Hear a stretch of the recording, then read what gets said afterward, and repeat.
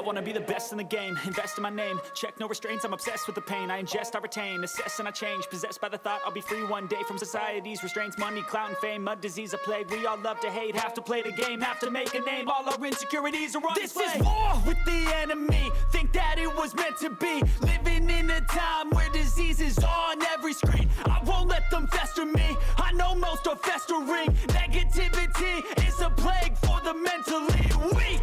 No mercy, all I got is working. Never stop searching, never quite so thirsty. I'm toxic and psychotic with this logic, you can't stop it. It's been chronic since I was a boy, so neurotic and chaotic. I'm built to last with the webs I'm weaving. I could change the past with all I'm achieving. Got my foot on gas, never stop competing. If you break like glass, then this life's gonna eat 'em. Make mistakes real fast, then you learn how to beat 'em. If you take off the cast, you can see all the healing. If the pain's in the past, move on from the grieving. Put your foot on the gas, no, never stop competing, yeah. I've been doing this, I'm on it.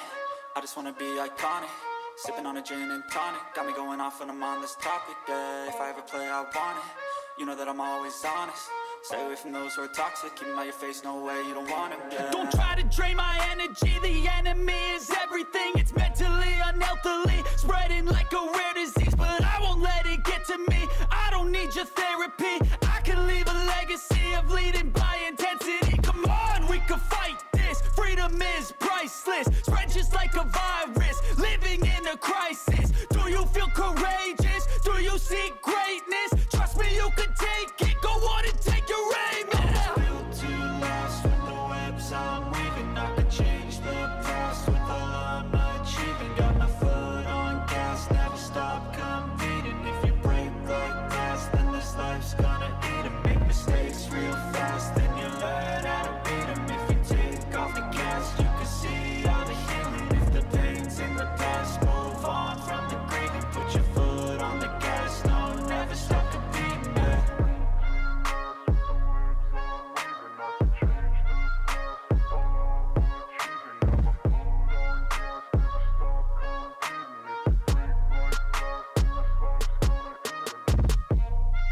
Late night crew. What the fuck is going on, man? Third shifters, where we at, cuz? Oh, do we have a good one this evening?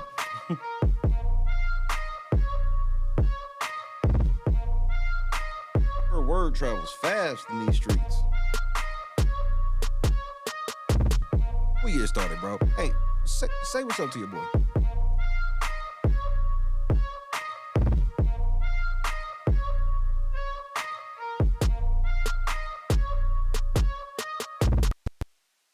Shout out to Janice and Cedric. Get better. Not a great way to start the year out. These things happen.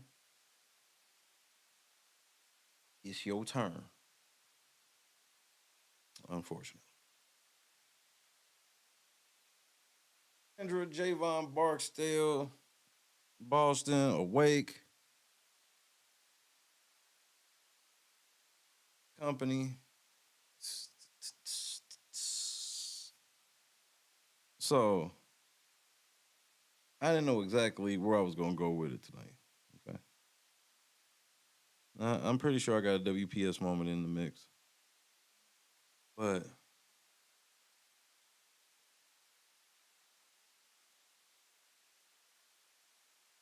I was not expecting to see this before I came on the air. The shit just dropped not that long ago. Obviously, we will react to it in full. That's how you get, proper context to things.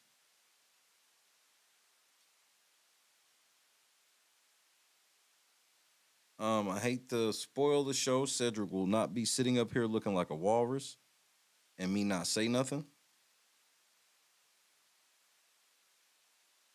The rule is when you see Cedric looking like a walrus, you have to say something. Just want to get us all on the same page this evening.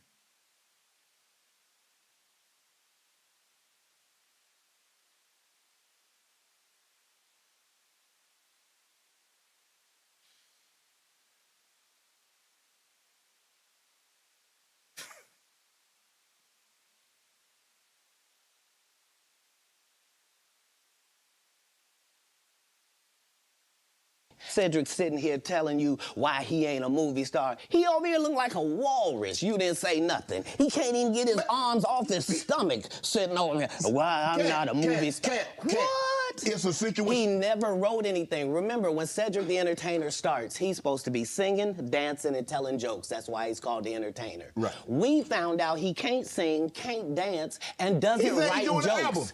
He did 4 comedy specials. They're so bad, Shannon, they're not available on Netflix or Tubi. Can I say that again for the audience? They're so bad that they're not available on Netflix or Tubi.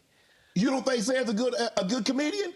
The world doesn't think that, sir. I have 12 comedy specials. He has 4 specials that are not available on Netflix or Tubi. And this is the age of truth, and the truth doesn't need to be scared of the fact that people tell lies.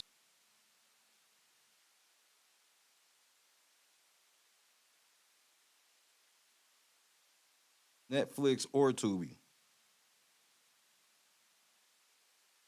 Which Tubi is new age broke people TV. Better than old age broke TV. Old age broke TV was 4 channels, nigga. Just for the record.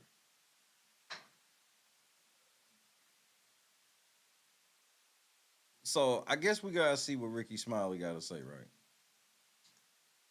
Cause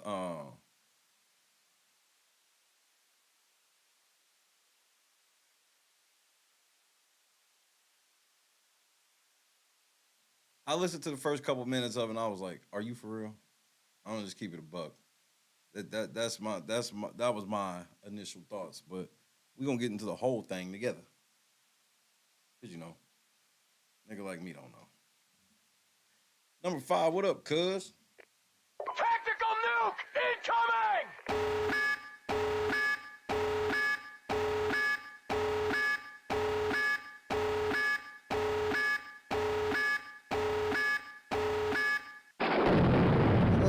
Love me, say that you love me.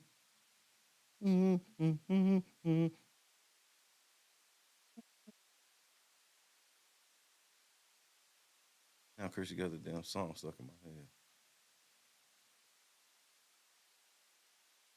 How everybody doing? I hope everybody having a blessed day. I am. Let me first of all start out by saying that, hey, Doc, good morning. Good morning. That ain't nobody on this earth is gonna break me, right? I was raised by... Wait. The question ain't about if Katt Williams broke you. He did. Wonderful, awesome grandparents. Military. A grandfather that was in the military. But, you know, and I know everything does not require a response, but, you know, sometimes you can just come on and simply state the facts, and that'll put things to rest. Now, let's address this right here. Please. So I guess yesterday I had to address the bros. I'm about to do a live. See, that's my thing, bro. The Bruhs are a satanic organization. So how are you serving 2 gods? Wait a minute. You can't. With my presiding bishop of Full Gospel, Bishop Joseph Walker, coming up. But let me address this video. And I'm going to show y'all how low down people are, what they're doing just to get clicks, clickbait with the caption. So there's a video. If you go back on my Facebook page and look at the entire video, right? Everybody know I start my morning show with a praise break. If you listen to the Rickey Smiley Morning Show, you know our first 15 minutes is gospel music, right? So I decided that, let me just put it all in the context. I decided that I was going to get away from Birmingham, Nothing is wrong with Birmingham. I just wanted to change atmosphere Hit that like button, please. because I was having some anxiety as far as what I already been through, and the anxiety was making me feel like it was gonna happen again with the same person, which is my son that passed. Like New Year's Eve, my anxiety was having me believe that something was finna happen to Brandon. That's hard for me to even say because that make me wanna. It feels so messed up what that does to you mentally. So I came to another state, and I was doing a praise break. And I wasn't even thinking. I played, if you go back and look at the video, I went back and played God is Good by Jonathan McReynolds. Okay, let's stop right there. Just because some songs triggered you to cry does not mean that you weren't crying over that. You know, sometimes when you're in church and you can hear a song and it makes you think about something that you're going through, and that'll make you cry. So, this you're going down the wrong road. First of all, is this getting ready to be your thing, where every time something pop up, you're gonna bring up your son?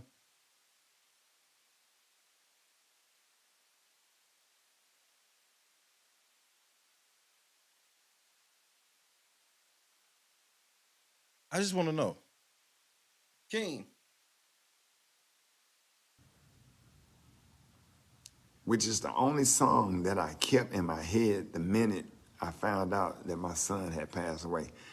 When I found out my son passed away, that song, I had to lean on that song and the words of that song just to make it from my apartment door to the elevator.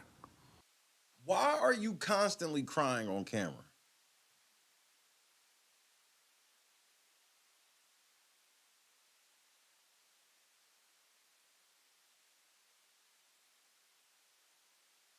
I'm trying to tread carefully with this, Ricky, because I don't have no ill will towards you and your son.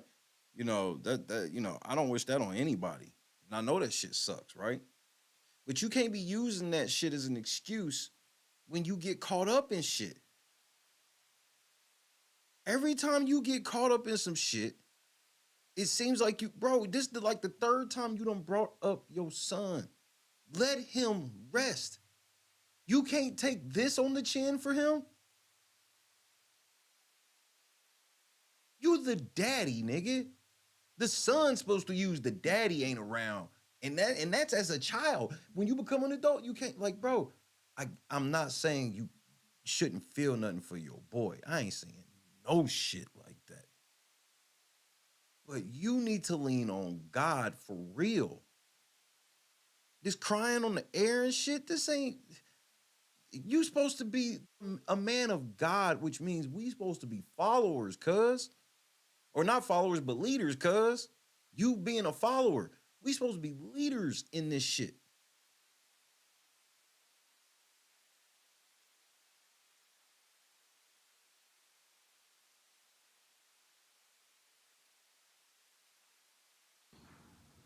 And from the elevator to the car, from the car to the airport, to get on the plane, that's something. Why are you looking dead in the camera while you crying, bro? Because you looking to see how many people in there, what's going on. Bro, stop. Just rain in my head.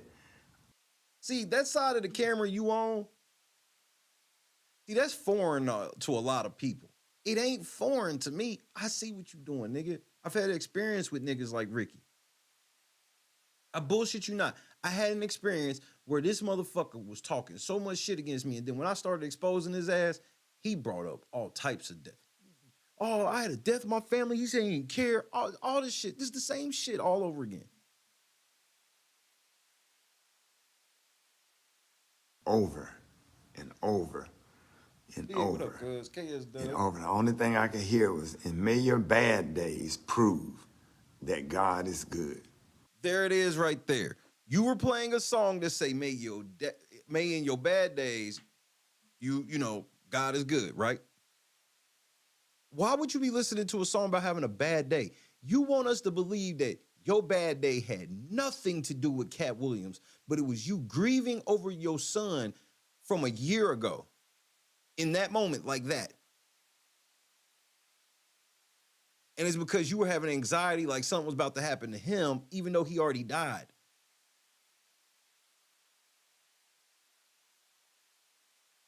Whether or not you going through it with your son, you can be, you're making this an either or proposition, Ricky. You can be going through it with both.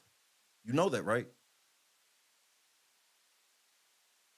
I had to lean on that one phrase the entire time of the most critical crisis I ever had in my entire life. Never faced anything like this, never been through nothing like this. And may your bad days, which was a bad day, the worst day of my life, the song said, may your bad days prove that God is good. I needed a short song that wasn't long because we was running out of time. I think I played it. Nigga, you not even crying. You keep acting like I'm watching this video. I don't know if y'all watching him. I'm listening to him, but I'm watching him in this whole crying shit. Where are the tears? Where the fuck are the tears? For the second song, and just wasn't thinking nothing of it. I played it. And when I played it, it deeply triggered me. Then I played the next song. By the time I got out of the next song, I had to remove myself from the morning show. With the phone in hand. He had to remove himself from the show, but he made sure to keep the phone in hand.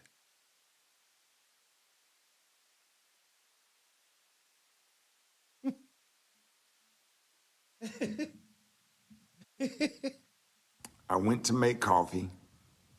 I was on live, you know, because usually I go live during the praise break. But you had to leave because you was crying, though. Why wouldn't you either end the live or just leave your phone in there, go cry and come back? And I was standing there making coffee. Adjusting the phone. And it just hit me. And I started crying. As if. And it just so happened to be the morning you woke up and found out that Katt Williams went viral for 360 pile driving your ass through the earth. It just so happens. This word's like, bro, this is what Katt was talking about. You showing me this. I personally, I don't believe this shit. Me personally, I don't believe this shit. This Katt. It wasn't about how I'm being treated by people that don't know me or how I'm being treated right now and made fun of and dogged out by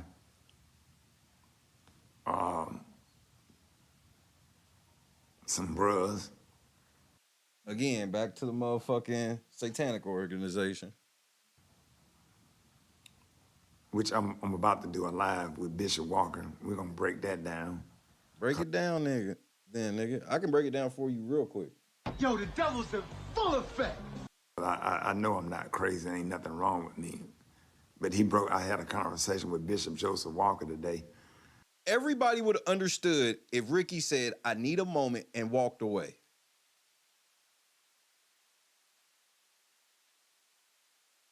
Him carrying that phone, I don't think y'all understand the level of intent. I'm a streamer, and people that know me, I know some of y'all look at my channel and be like, you ain't did that many videos. That's because they're hidden. I've done over 2,000 videos, mainly live streams, like 98% live streams. And nigga, I've had times where I've had to excuse myself or true raw emotion.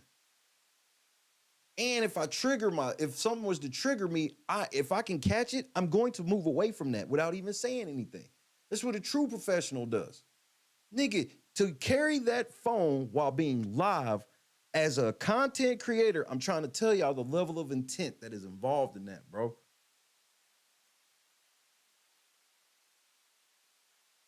Think about it like this.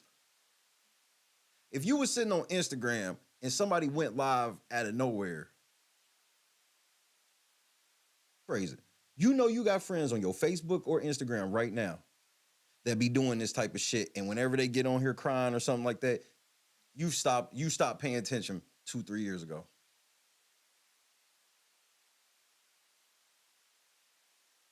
You all got that one motherfucker where you like, take this shit off of here. Get your crybaby ass off of Facebook. Get your crybaby ass off of Instagram. Get your crybaby ass off of Twitter.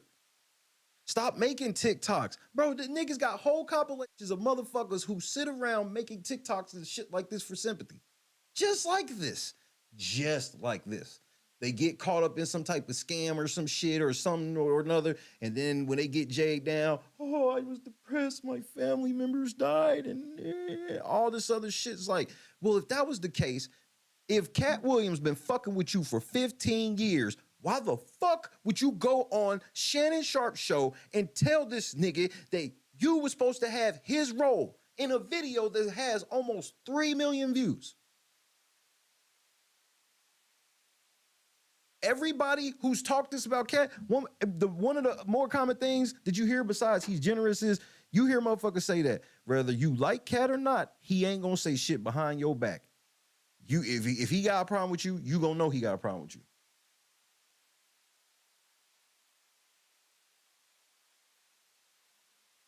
So if everybody else know that, how come you ain't learned that in 15 years?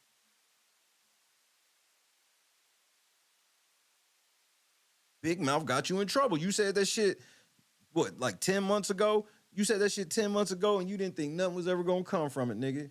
You got your little clout. You thought it was good. And bro, nigga spun the block 10 months later, bro. Caught your mama and everybody outside. And he broke some stuff down that really made sense. And it only confirmed some of my thoughts anyway.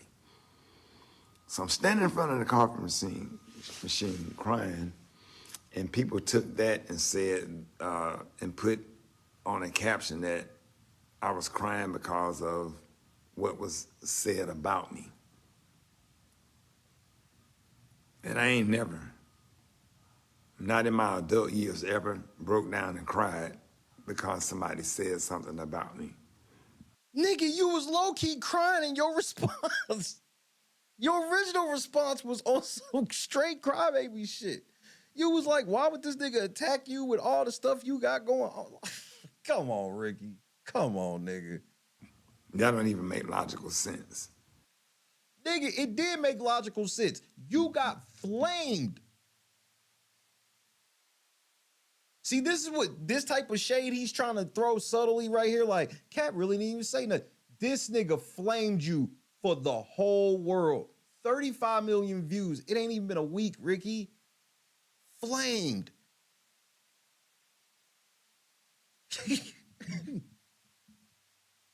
Then you come on your show crying.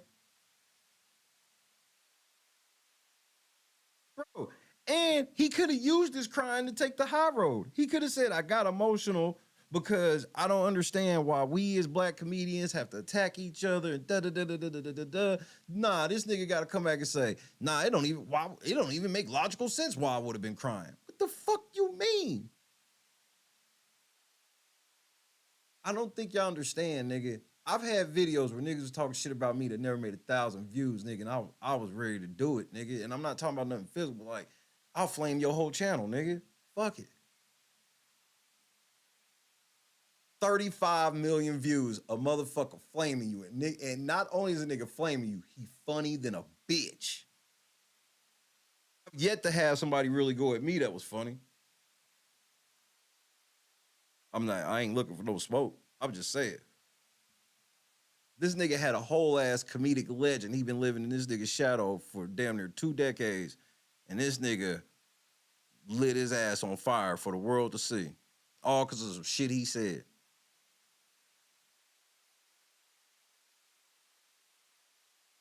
He should have just apologized to Katt for real. It just don't. It don't make no logical sense that I would go in a room and put myself on a Facebook live and cry. You a motherfucking lie. You were literally crying. Okay, I'll give you the first cry. When you were sitting there and the song's playing, you cried. And you said it got so bad, you were feeling so bad emotionally that you had to remove yourself from the show. So why didn't you leave your phone?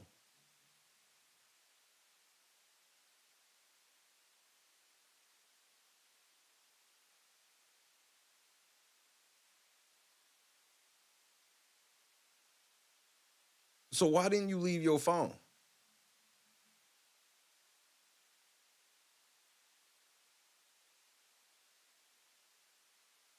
You took your phone because you wanted people to see you emotional when you got emotional again. Like, what the fuck is this nigga talking about, cuz?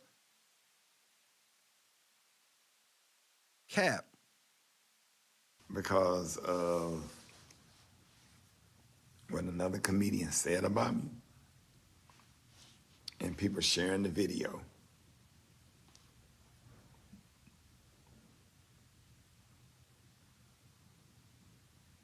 What else was they supposed to do, Ricky? This nigga's logic is we should have just assumed that he was crying about some unrelated shit, even though we heard his response that sounded mad crybaby-ish. He was having people we didn't know vouching for him and all this other goofy shit.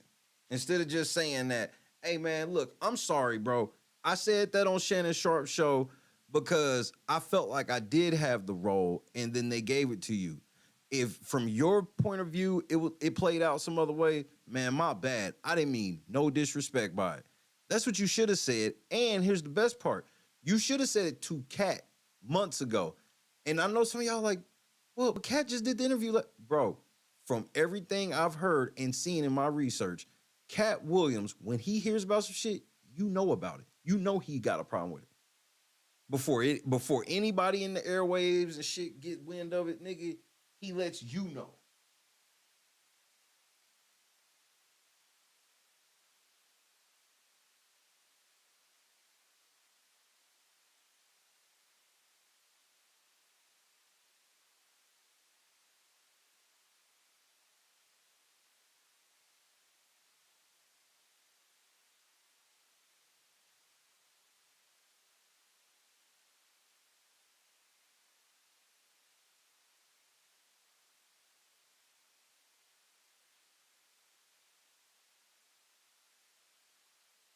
But this is all alleged.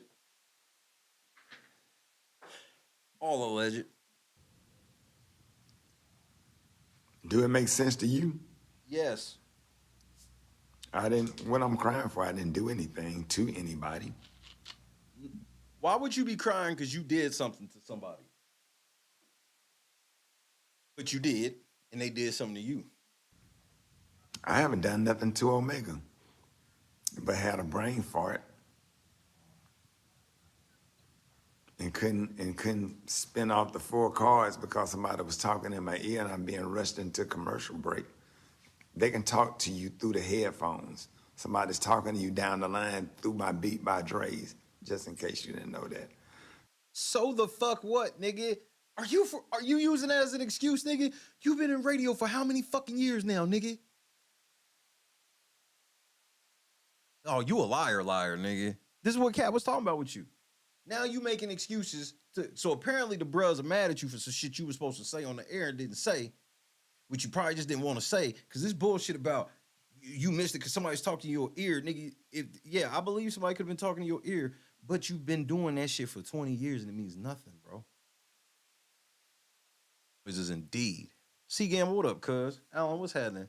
Got y'all ass beat. So I'm being criticized and ridiculed for that.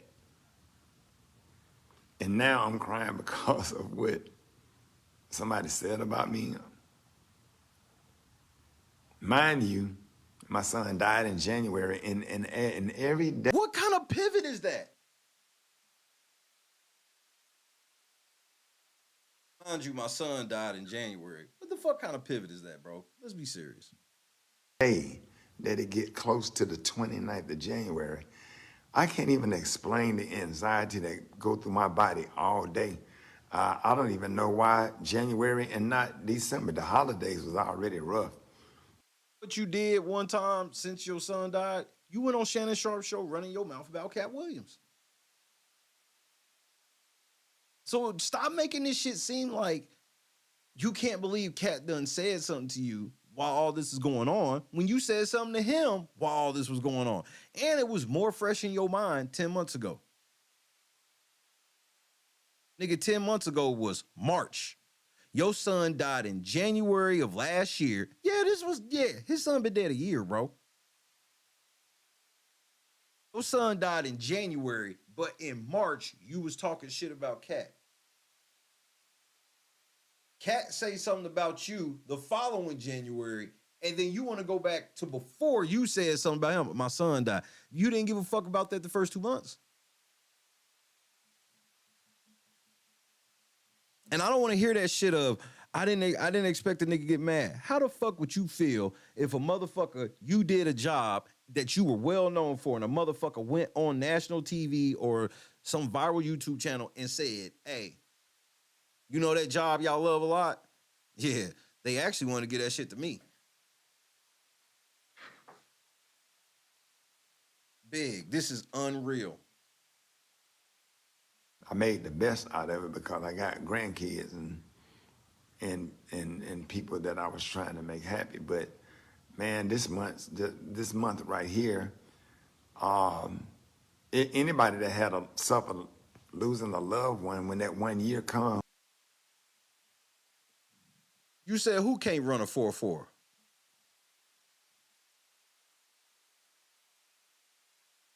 Who the fuck can't run a 4-4?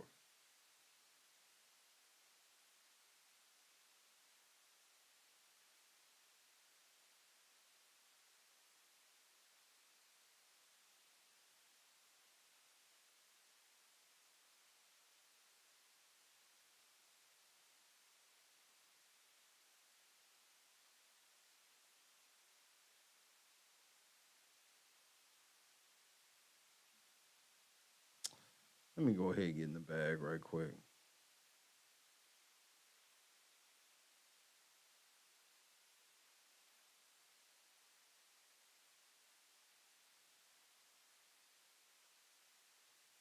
Let me go ahead and get in the bag right quick, because I meant to show y'all this shit yesterday and forgot.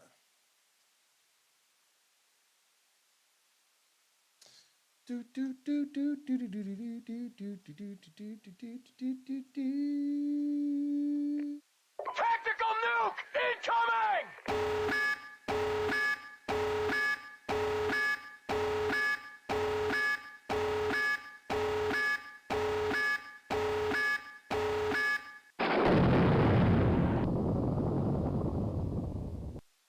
Hold on, Rickey, so I can go back to your black ass. All right, got you.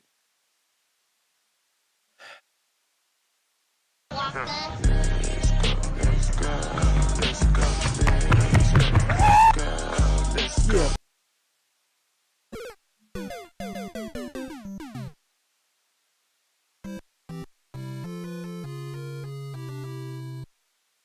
Hey, that nigga was out.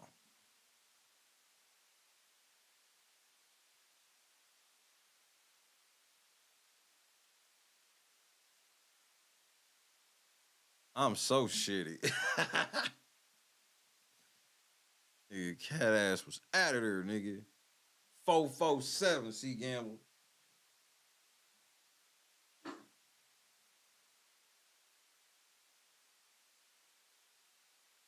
That was like the only thing Shannon did push back on. Was like, nigga, you ain't fast. That was like the only thing. Nigga, I saw that yesterday. I was in fucking tears. I was like, nigga, it's like, man, the cat is just bodying y'all niggas left and right. Y'all can't stop.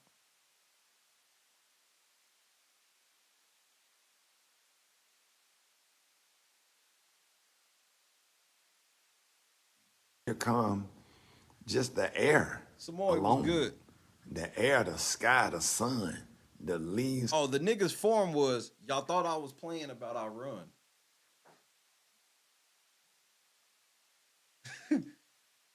Y'all thought I was playing about our run. On the trees or off the trees. I remember every April, I remember when my grandmama died, I just remember blooms on the dogwood trees. My grandma. Why are you sitting here telling stories like some old black woman? This ain't helping what Katt was saying about you. Now you sitting here telling stories like somebody old ass grandma. Mother died late April, and that's when the trees started blooming. And that, for years, that upset me when I would see trees blooming in the spring. My other grandmama died before Thanksgiving. Why are you bringing up all this death, nigga? Granddaddy died around the beginning of December. Those used to be real bad triggers. So if those were triggers, imagine losing a child. Imagine what that trigger is 1 year. And what does that look like and what does that feel like? That's not what we asked.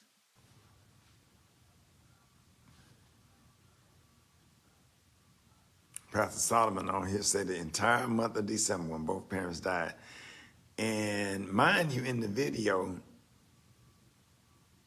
I articulated as to why I was crying.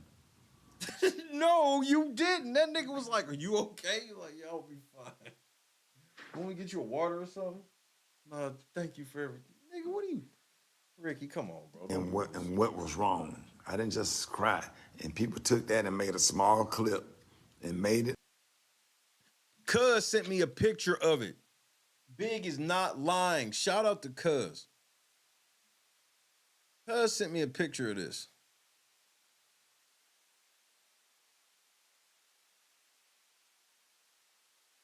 I'm gonna put this shit on the screen right quick.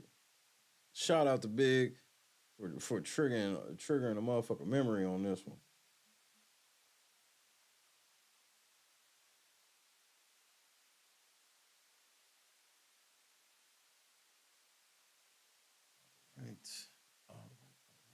Welcome to the Terror Dome, bitch. Cameron, what's happening?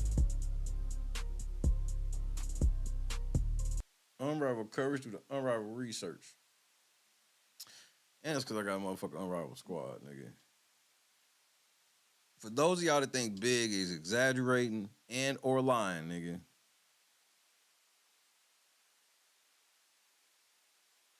Comedy beef, Katt Williams.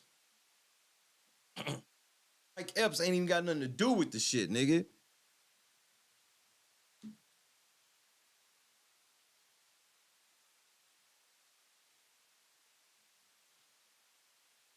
Nigga, Katt Williams, bro, the niggas is out here capitalizing. And the niggas that are getting the most clout from the shit are niggas who ain't even talking about nothing for real.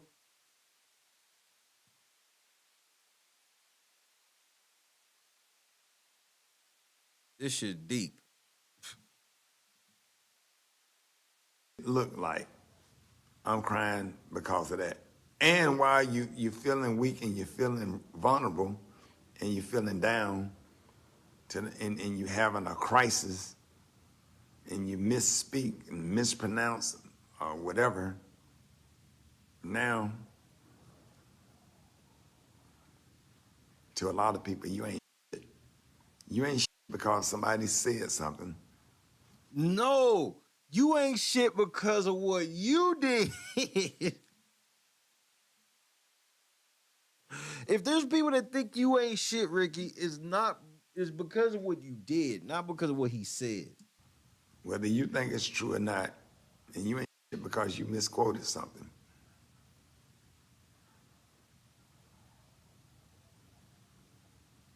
You won't even give that it's a possibility. So now you're down here, you're going through stuff. Mm-hmm. And now you ain't shit. And then it's crazy because it seems like some classmates, a lot of bros, folks that don't like you anyway, is having a great time. They getting a kick out of this because they don't like you anyway. So you going the whole Shannon Sharpe route. The whole, if you agree with Katt Williams, you just a hater. You don't like me. You ain't never liked me. I mean, I understand that.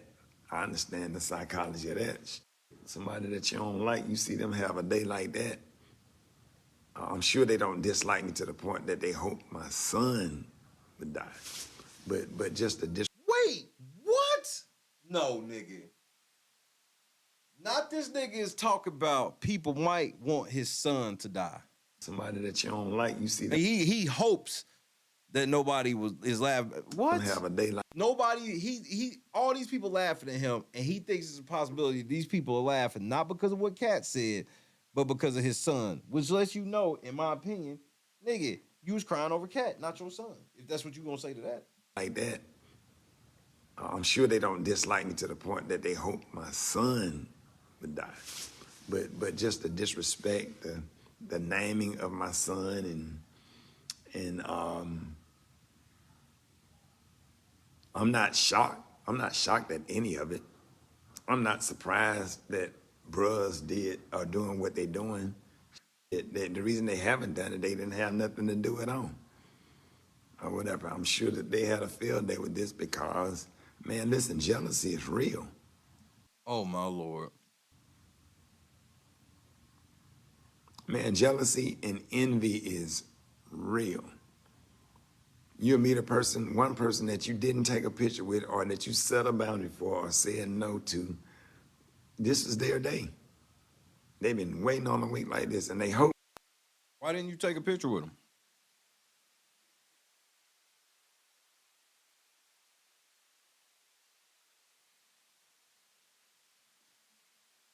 Rickey Smiley's like, the only reason anybody could be siding with Katt is because they've been praying for his downfall. You something else, nigga. That I go somewhere and put a pistol to my head and pull the trigger. Stop, nigga. Ain't nobody said that.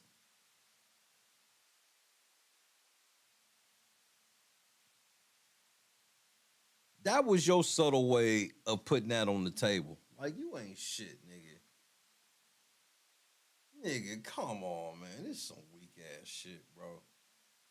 Now people hoping you kill yourself, Rickey. Stop, bro. All this nigga talk about is death. And he's using death as a cudgel to dodge accountability on some real shit. So, nigga, was you on the set crying with that mask up, crying and screaming about your family can't even see your face? I still ain't got an answer to that. That's what they really hope.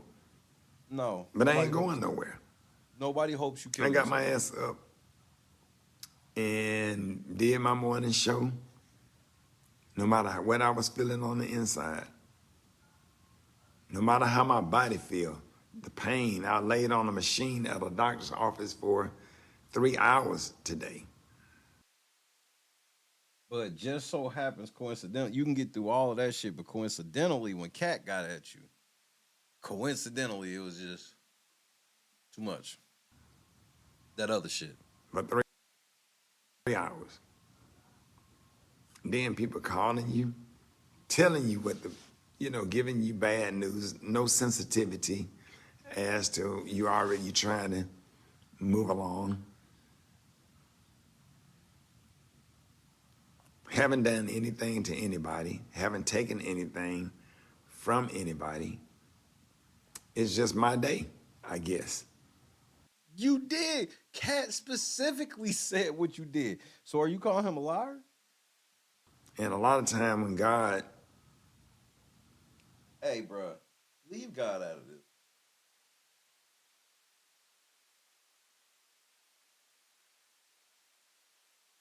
Like, Rickey, what are you doing for real? First of all, Bishop Walker said that it's time for me to pivot. Right, away from all this crybaby shit.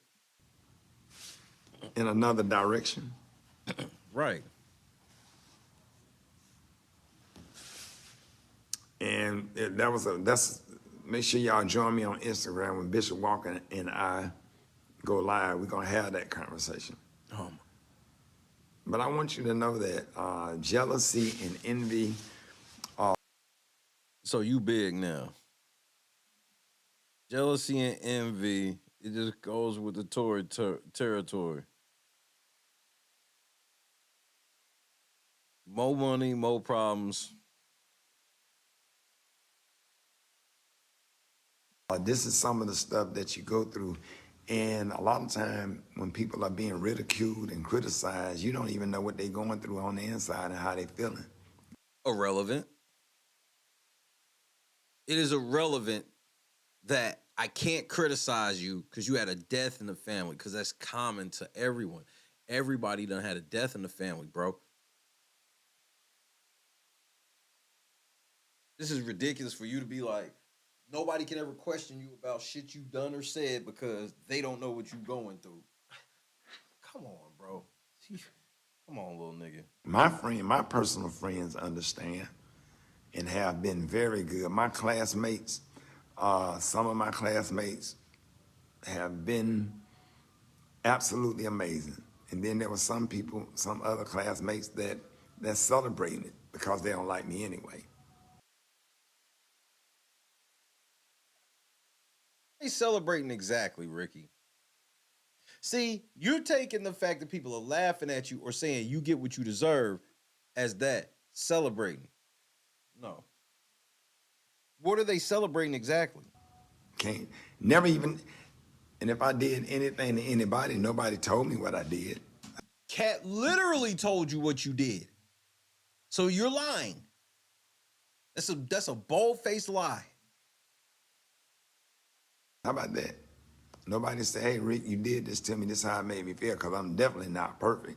And The nigga are... I'm losing my motherfucking mind, man. I'm always the first to apologize. I'm always the first to make amends. Stop the cap. You know what I mean? But, no, this not gonna break me. I'm not going anywhere. I guess it's just my turn, as Mary Robinson Walton said. Bro, you cannot be quoting some woman and comparing this shit to what you... This nigga, can he get any more beta? This is the definition of beta. It's just my turn to go through whatever storm that I'm going through.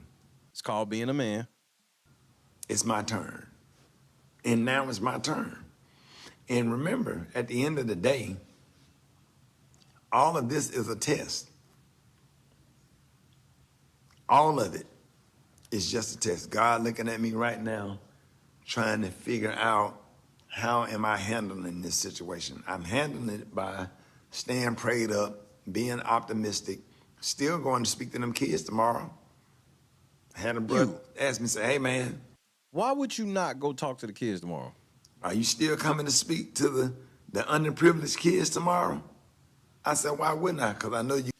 Them niggas asked you because it was actually a possibility you wouldn't. You're going through a lot. What does that have to do with me helping some kids?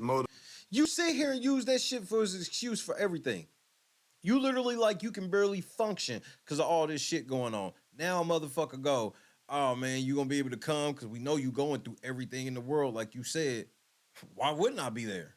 Because you said you're going through everything in the world. That's why. Can't make this shit up. Some kids, you know, that's going through stuff and been kicked out of the public school system. I said, sir, all I need is the address. I will be there. The minute I get off the air, I will be pulling up. This nigga trying to make it seem like the whole interview was about him. Now this nigga trying to make it seem like the whole interview was about him now. What do the kids want to eat? And I'm ordering food for the kids. Why would you tell everybody that? Why are you bringing this up? So what, we supposed to pat you on the back because you supposed to be going to do some charity? Why are you bringing this up, nigga? You something else, nigga. You too old to be acting like this.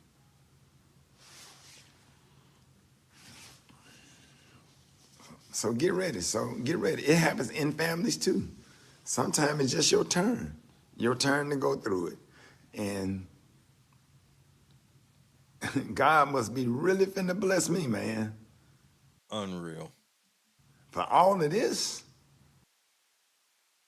Or maybe this is your punishment for the shit you said. All of this stuff that's going on, it ain't even the stuff with Katt Williams that hurt me. What really hurt my feelings, some of my classmates and the brothers. That hurt. That's a satanic organization, Ricky, and you're supposed to be a man of God. You can't serve two gods. I don't care nothing about that. That's been going on for 15 years. So why did you say something about him 10 months ago? 15 years or longer. Fucking That's been moron. going on. Motherfucking moron.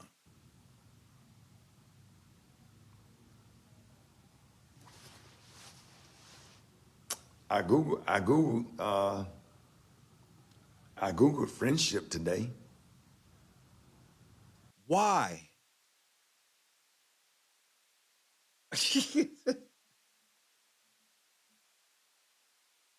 I can't with this nigga, bro. This nigga said I Googled friendship today. What the fuck does this have to do with anything? Niggas caught you crying over Katt. You wanted sympathy for crying over Katt. It backfired, and now you trying to explain this away while sounding like a fucking idiot. This is what you call the dreaded triple down. Jesus. Down tremendous. And if friendship is essential to the soul, maybe I'm wrong. What does that have to do with anything? Maybe I'm wrong. You are. I don't have nothing to prove. Yes, you I'm do. not trying to make money nobody, out ticket sell nobody, out. You can't. I ain't trying to do nothing. I'm just being me and doing what I'm asked to do, whether it be a church, whether it be a coach, whether it be whatever. What if a nigga wants you in a dress again? But the notion to take that video showing when I was vulnerable, that's what I do. I share on social media. That's my job. It is not your job to be on social media crying. Why would you lie like that? Maybe somebody could learn something from it. Maybe somebody else going through the same thing. And maybe to share that video and catch you at a vulnerable moment, which is okay. That don't make me less of a man because I cry. I'm crying. It does in certain circumstances and how it's going on and what's actually going on. Now because I didn't cry when it happened, because I had to man up and protect my family. I had to protect my... So your family, you don't have to man up and protect your family now, though. Make it make sense, nigga. Words mean things. My mother had to protect my other kids. I didn't get an opportunity to grieve. So now that this 1 year then came around, it's really kicking my ass mentally and emotionally. And it's really hard on me. I don't care nothing about all this stuff. It just coincidentally that all of this stuff came down at the same time. That's all it is. God loved me. I'm not cursed. Nobody said that. It's not a Negro on Facebook or Instagram on a heaven or hell to put me in. I am. What about a nigga on YouTube? I'm confident in that. I am confident that I know that God loved me. I am confident that I have not done wrong to anybody. And if I did, I was not made aware of it. And when I'm ever Katt made you aware. Made aware of it, I always be the first to run and apologize because I am human and I make mistakes. Like this one. But yeah, it sucked. And I really would be all right if my son was living. If I can't deal. Had all my kids. Oh my. If all my kids was in place, and grandkids was in place, I can deal with anything. So is what you getting at? If it wasn't for your son dying, you would get at Katt? Because that's the vibes I'm getting from what you're saying. I'm literally asking. But you know, when you got to sit up here and I can't, bro. Why are you doing all of this, nigga? Why, bro? Come on, Ricky. and deal with that.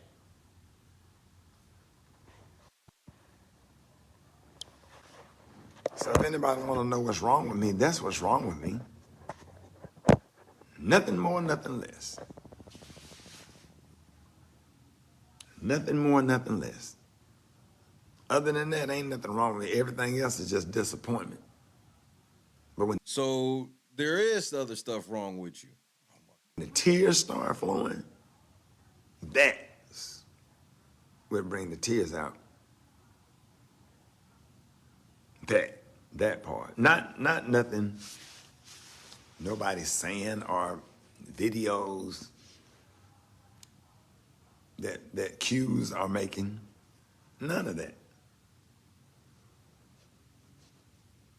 None of it.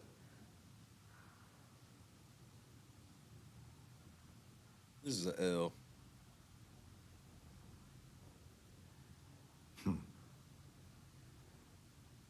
All these people on here grieving and going through stuff. Y'all know how. So you bringing up, oh my, this is a new one. Now he's bringing up other people who are grieving and stuff. Man, bro, I can't have you around. You too depressing. I feel. I went over here when Miss Delana Chandler, that's on here, whose son was murdered at. Oh my Lord. Come on, bro.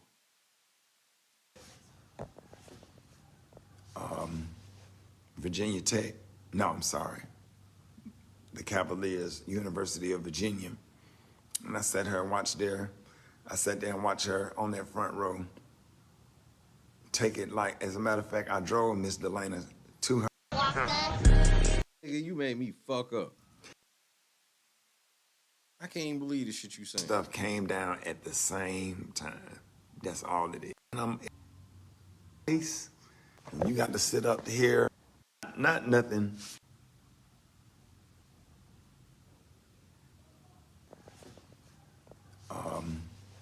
Virginia Tech. No, I'm sorry. The Cavaliers, University of Virginia. Shameful shit. And I sat there and watched I sat there and watched her on that front row. Take it like, as a matter of fact, I drove Miss Delana to her son's funeral and bonded with her after I met her and her son in the airport. It was somebody that I just met in the airport, and we exchanged information and just tried to be something to her son that had lost his father, and then he got murdered.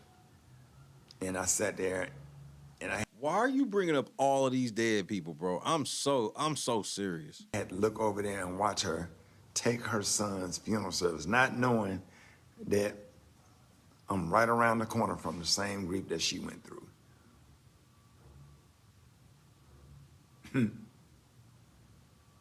And then other times when I cry, it don't even be for me. It be for y'all. When I sit up here and watch Miss Delana, and then I watch Mary grieve over her mother and Tawanda grieve over her mother, and You can't be for real.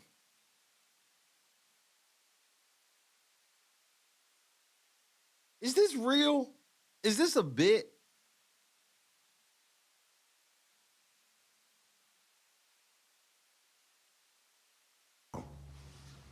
when I sit up here and watch Miss Delana, and then I watch Mary grieve over her mother and Tawanda grieve over her mother, and I'm crying for everybody that's hurting.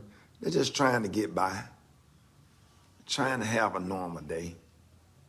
Just hoping God that'll just heal my heart where I could move on about my day so I can get past this too shall pass, all that kind of stuff.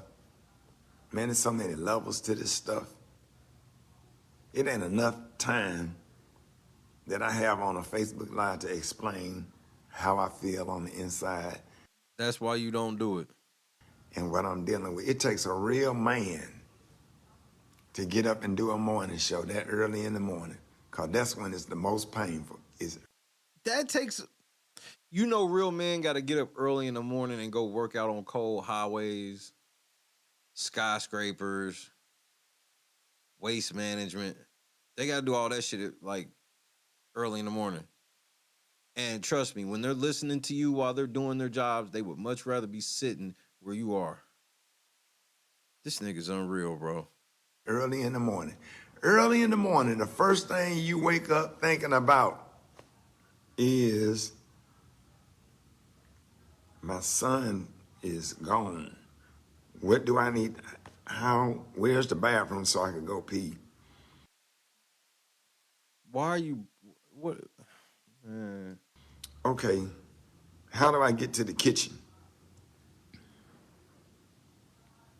And then start trying to get yourself doing stuff and get into a routine. And once you get into a routine, that's the only thing that makes some of it go away. You wake up confused every morning. You don't know what day it is.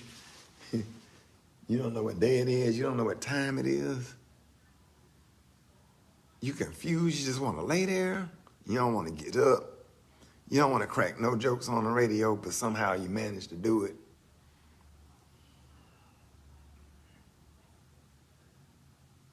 I'm losing my motherfucking mind, man.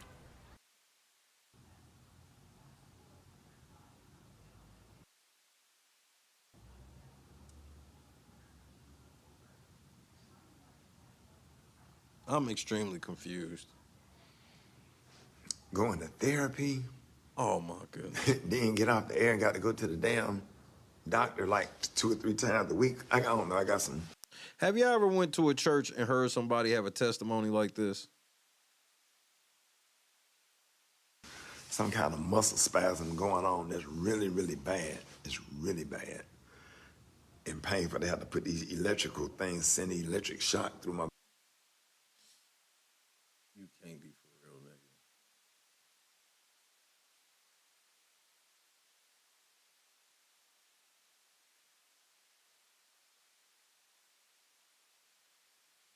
Unreal, bro.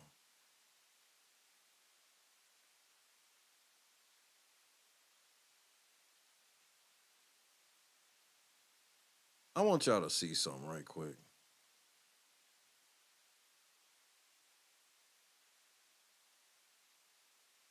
Okay. I just want to play something and then we gonna come right back to this. I ain't even gonna have much to say about this other thing if I can get it to come up.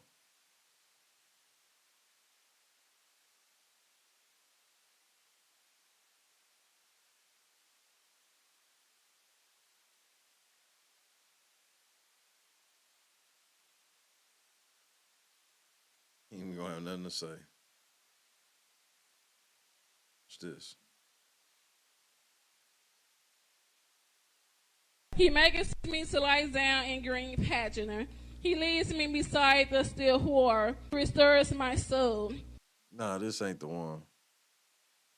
I want the other one.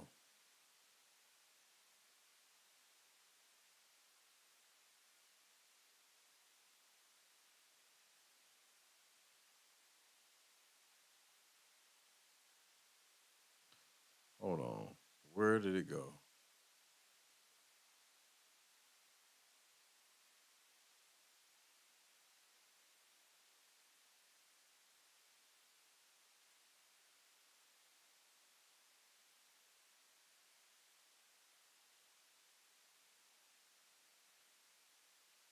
Hold on, Ricky. I had it, but it left me.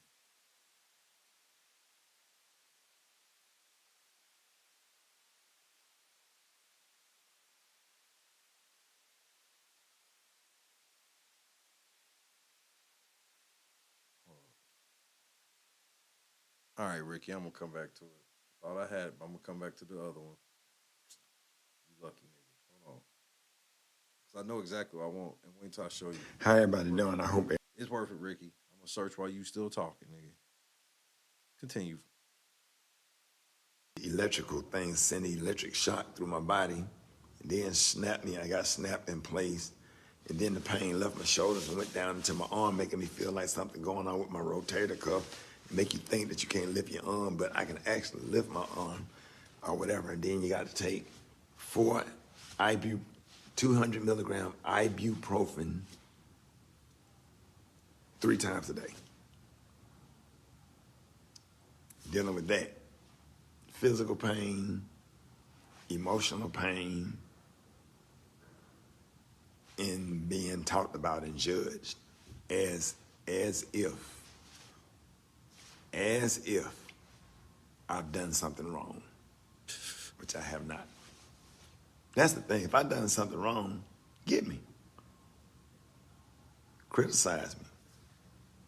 Or if I've done something to you. But if I've done something to you, at least tell me what I did to you and give me the opportunity to make the correction. He told you, nigga. Right.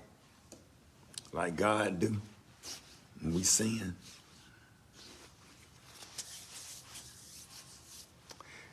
Don't go in the inbox, please. You don't have to call or text.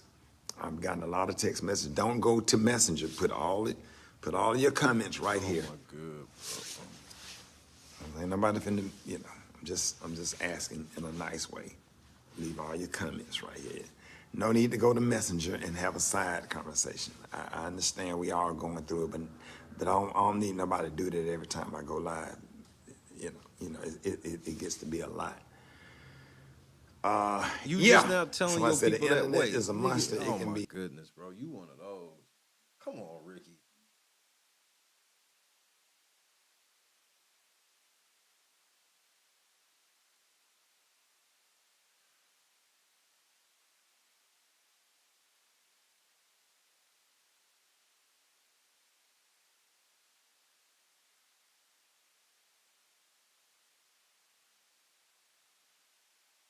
Is this it? Hold on, Ricky. This better not be it. Let me see.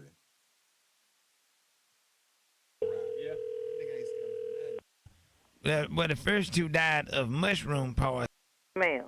I ain't know which last name to use. Oh, I'm using Benton. I'm not either one of those you calling, but I've been there. You been, Who's this? I was married about 4 or 5 times myself. Yeah. And all of them died of, the first 2 died of mushroom poisoning. Uh-huh.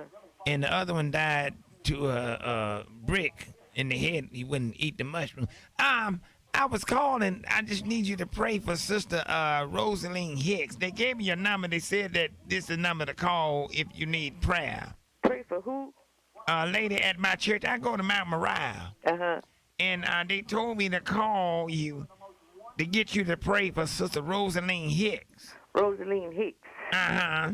Uh-huh. And what happened to her, she was stabbed, and she 83 years old. 83 years old. And was stabbed by a nearsighted mugger that mistaken her for his ex-wife's mother-in-law. Yeah.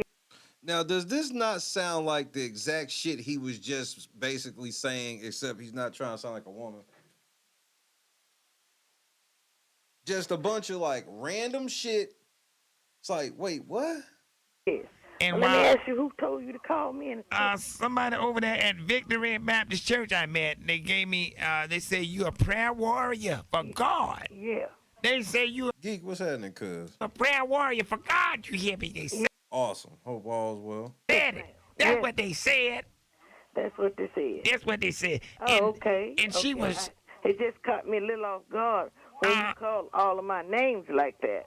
Well, they was on the church directory. Huh? I'm sorry, it caught me off guard too when they gave me all of these names. Yeah. But they said Sister Rosaline Hicks was stabbed by a nearsighted mugger that mistaken her for his ex-wife's mother-in-law. Now, while on her way to the hospital, the ambulance that she was riding in had a blowout. And plunged 57 feet onto some train tracks and was later hit by a train. Why would you call somebody and tell somebody some shit like this? Don't you think this is like, I don't understand, like, I'll be understanding motherfuckers, bro, and the level of karma they be drumming up, bro. And while the fireman was trying to get her out of the car with the jaws of life, it cut off her right leg. Cut off her right leg. And then she was shot in the right eye by a stray bullet from a nearby hunter. Yeah. This sounds like all the excuses he was just making for why he cried. Just a bunch of incoherent shit all happening at once. And she's going through all that right now. And she's coming back, trying to get her ready to come back to church because she's supposed to do a meditation. Yeah. For our pastor's anniversary. Yeah, but when is our pastor's anniversary? This Sunday, and we might need somebody to lead devotion if she can't make it.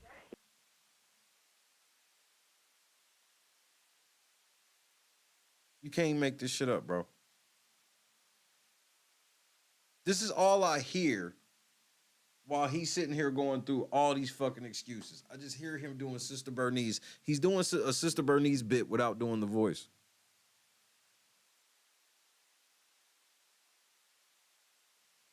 Well, a lot of shit that Rickey does is sacrilegious, but he makes you think that it's okay because in the end he loved God. It's okay to disrespect God all the time because I love God. Overwhelming. Erica, you already know I love you.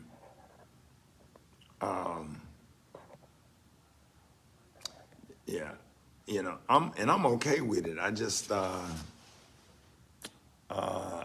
hate that it affect my kids. Oh my goodness. My son dealing with a whole lot. You know what I'm saying? I got one son left, and it's hard for him. You know, and especially when his daddy ain't there for him because his daddy's sitting around and can't do shit because he going through it. Again, this is why you gotta suck it up as daddy, bro. I know that sucks, but that's what we sign up for, unfortunately. I got to call him and check on him. I got to explain to him that I'm okay. Dad, Pops, you good? Dad, you straight? It should be the other way around. Dad, hey, Malik, put your phone down. Don't look at your phone. Don't pay that stuff any attention. I said, we're good. We're going to be fine. Let's get our mind on something else. Let's talk about something else. 35 million views later. We haven't done anything wrong to anybody. The Smileys. Why are you talking about we, nigga? It's just you. Why are you bringing up everybody else? It's just you. Haven't done nothing but service the community for years, even before I started making. And I know that's some cold-hearted shit to say, but that is the level of shit that has to go on for men. Yes, the women are there to nurture and all that stuff, but when the shit get thick, nigga, we can't be the ones. Motherfuckers can't be checking on us. We do the checking. That's how it's got to be. That's how it's got to be. Money, I was still helping kids that didn't have. And yeah, Mark Mac, better days is coming. Better days is coming. God is still good. It's just a test. Job went through worse. Are you comparing yourself to Job? Obviously, Job went through worse. I know a mother out in L.A. Now you bringing up somebody else's family. Let me guess, somebody died. That lost both of her sons. Her son. You can't make this shit up.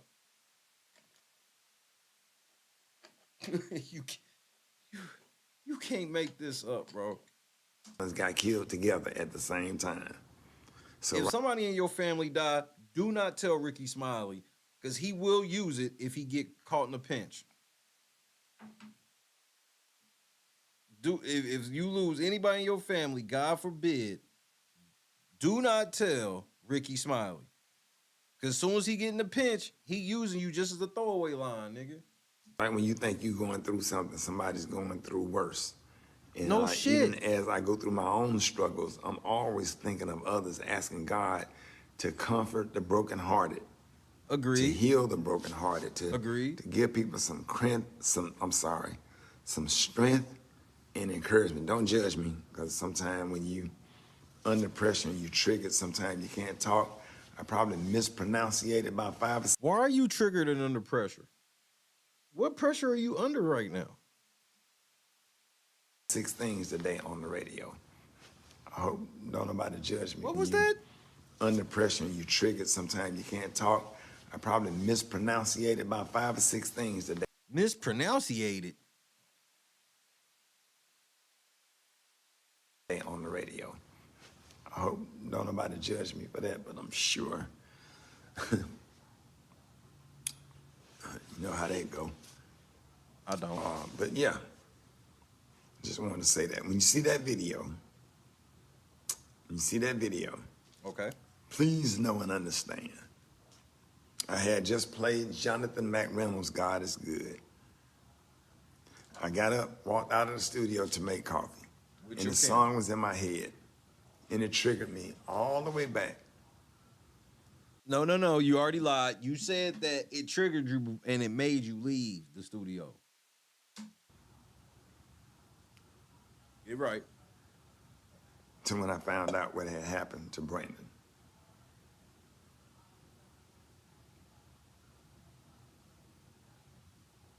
And the minute I found out, the song just kicked in my head like somebody pressed play. And it's funny because I hadn't really played the song and I don't play it. I didn't even mean to play the song. I just needed a song that was short because. Oh my goodness. So, again, you didn't mean to play the song. You don't normally play the song, but you just haven't played the song that made you cry. A real nigga. I didn't want to go get too close to the commercial break. So that song and Total Praise are our shorter songs, which is like 2.5 minutes as opposed to 3 minutes and 3.5 minutes. So I threw that song in there because it was a short song. And it just wiped me out. And somebody just decided to take a video and said, Rickey Smiley crying because of what's being said by him. Why are you acting by like another comedian? Perfect?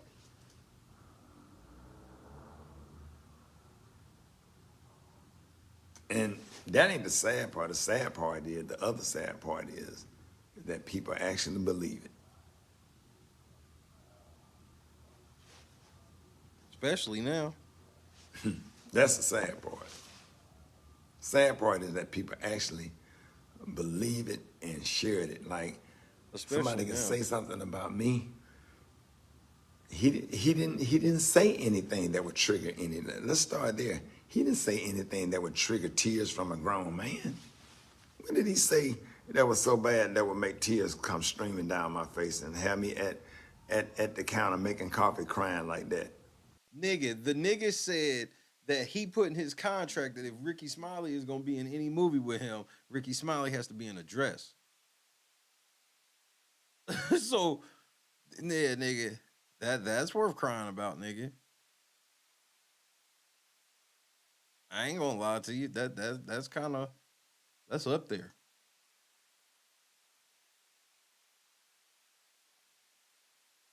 This is when you thought you heard it all, bro.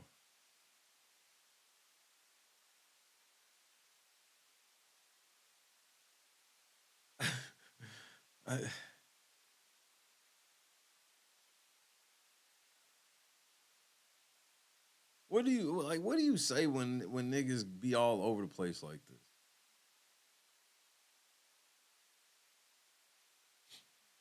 This is the shit that be, I'm like, I don't even know what the fuck to say when, like.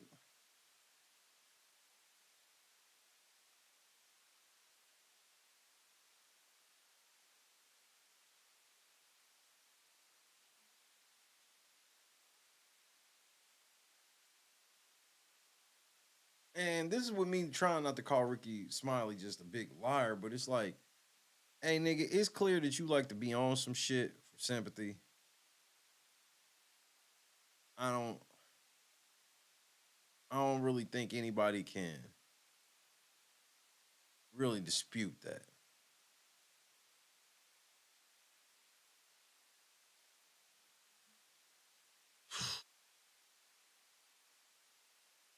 Continue, nigga. This nigga burns me the fuck out. Good night, awake. When worse have been said.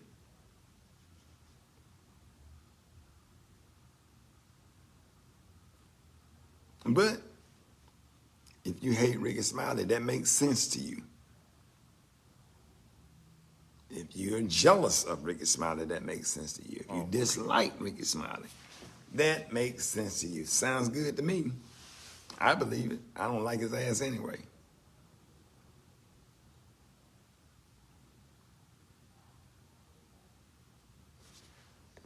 You sound just like Shannon Sharpe, nigga. Y'all make sure y'all follow Delana Chandler that's on this feed and keep her lifted up in prayer. Her son was killed, and I think she just surrounded by so much death. And why are you telling us to go follow people just because like they had a family member die? Like, this is, am I the only one weirded out by this? For real? I can't be. There's no way I'm the only one. Last year, I think that was November or December. She went through a lot.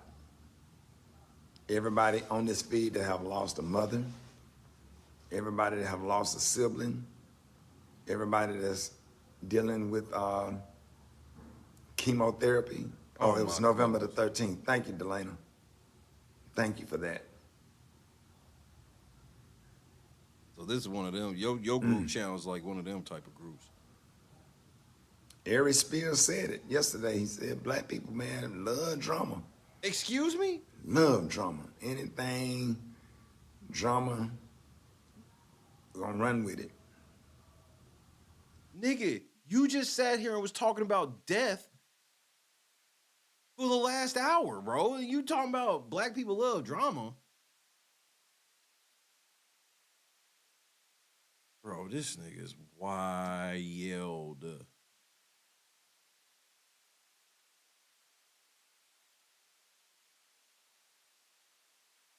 This nigga Rickey Smiley, bro.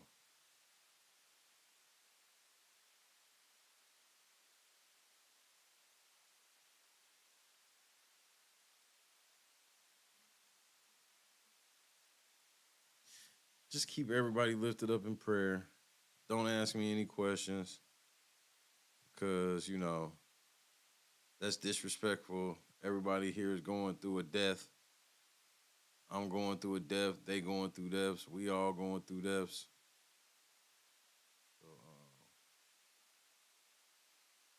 you can't say nothing to us because, you know, people died. Go follow this person so you can just hear about death on their channel. And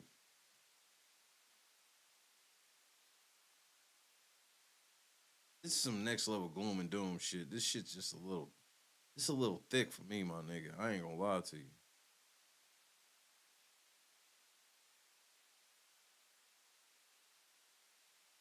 There's no point in me even lying to you. Everybody that's got to go to chemotherapy, everybody that's got to go sit on the dialysis machine 3 days a week. See, I know people that's on dialysis that lost a kid. I know people that's on chemotherapy fighting for their life and lost a kid. See, it could be worse. That's why right before I get ready to shed a tear, sometimes I get a little bit of gratitude, Pastor Moore. Thank you for your kind and loving and encouraging words. And I'm telling you right now, I want y'all to just take a good look at my face right now. You can screenshot it. I want y'all to remember this day. I want y'all to remember how I just expressed how I'm feeling inside. And watch how God bless me. It get real dark before daylight. Right before daybreak, it gets the darkest. Right before daylight. And I know God gonna bless me. Cause I'm not perfect. I don't even think I deserve some of his blessings. But just wait. Better days coming, as Leandria Johnson says. Better days. We serve You're an quoting awesome and Leandria powerful Johnson, God. bro. I came on this live, man, just to explain that. Cause it was, Bro, like Ricky, you're a real depressing type of nigga, bro. I ain't even gonna lie to you. You pretty depressing, bro. Like, your whole bit is just, nigga, I'm going through it. That's why can't nobody say nothing to me, because, you know, I'm going through it. And if you say something to me, you know, you don't give a fuck that I'm going through it. Everybody's dealt with a person like this. And this, I gotta be honest, Ricky, this type of shit makes me not believe you. You're not even really addressing the thing head on. And it would be more believable if you was keeping this shit a stack. If you was keeping this shit a stack, then people could believe it more. Like I said, if you would have been like, yeah, nigga, I was on that shit, but I was overwhelmed with emotion, because he is a more softer person. And I don't mean that as like no type of disrespect. I ain't saying shit like this nigga just like some type of pushover pussy or no shit, but he doesn't have a problem with showing his softer side, if you will. So he could easily played that shit off. This play right here is goofy. This play right here is goofy to me, and I definitely don't fucking believe none of this shit. You just brought up like 50, 60, 70 different fucking things, bro. And I'm supposed to hear all that and go, yo, Katt, you dirty in the motherfucker saying something to this bitch ass nigga.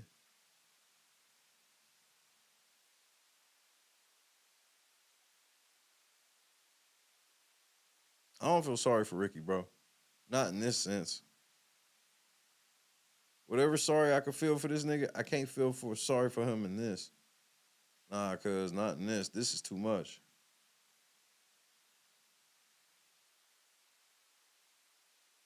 This is way too much.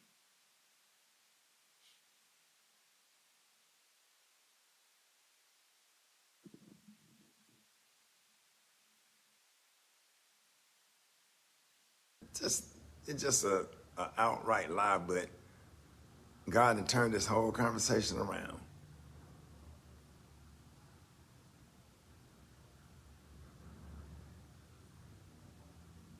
Remember this day now.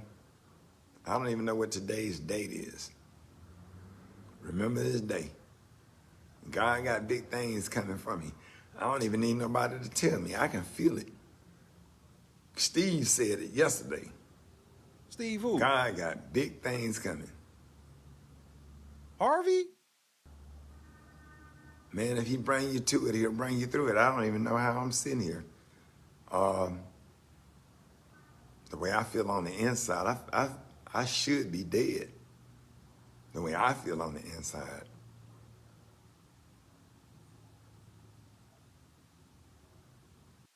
Bro, as a man of God, you sound like, you don't sound like you have much faith in God at all, because you just live in this gloomy death state. I can't relate, cuz. I don't know what kind of nightmare this is. I don't care about that. I don't care what the Qs say about me, and I don't care, what no other comedians say or their fans say or think about me. I ain't thinking about that stuff. It's disappointing, but man, bro, I'm down here in a whole nother state trying to come to reality that I lost my son, and trying to get healthy and getting therapy and going to the doctor because my upper back, left shoulder, whatever, hurts.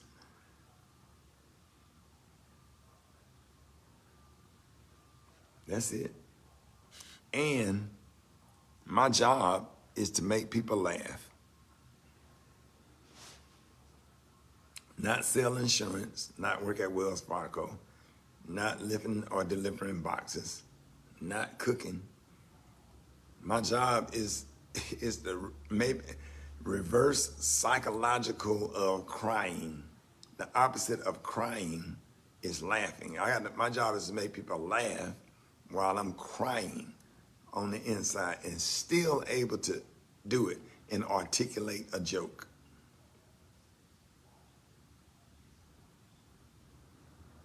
So were you crying over that nigga or not? It sounded like yeah. Remember this day. All right, I ain't gonna hold y'all. Thank y'all for watching. You ain't gonna hold us. I'm gonna go sit down for a second and have me a bag of Grippo's potato chips. And that's it. God bless y'all. No, you didn't, nigga. Great disrespect.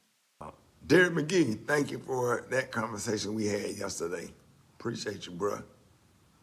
Both of the Brian Whites, Brian White, Mississippi, Brian White, Nashville.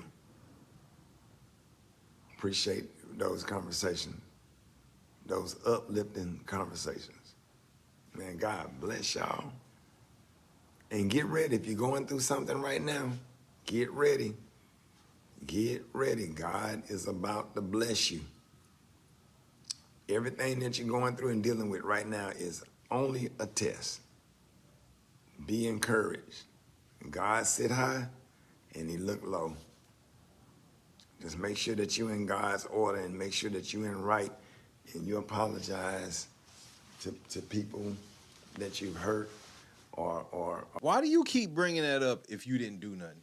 That's weird to me. That you keep bringing up, like, apologizing to people and shit when you trying to convince me that you didn't do anything. Why do you keep bringing that up then? Am I the only one that feels this way? Like, what the fuck?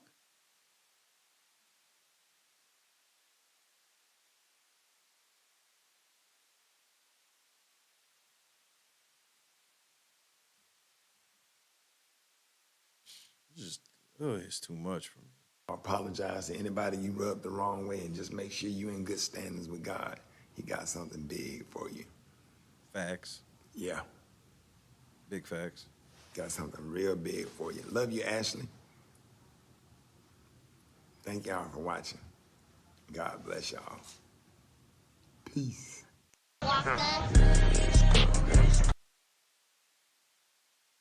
Man, I gotta be honest, bro.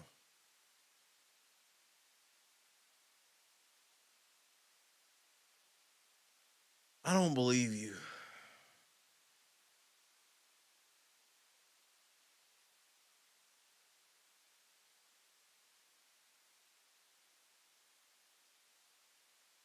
Do y'all believe that Katt Williams had nothing to do with this dude crying? Nothing.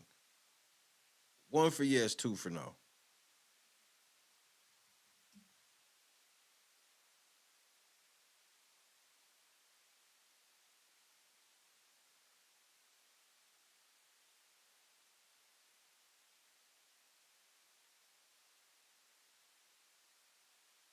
I'm like, nigga, nothing? Nothing at all.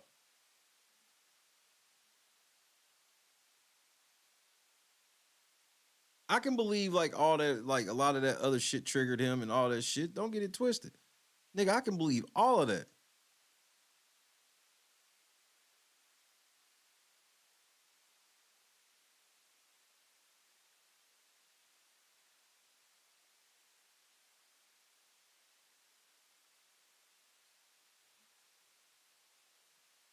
But I also know that sometimes people like to get on a snowball effect when they're already depressed. I do know that. Oh, shit. Hey, KS, here you go.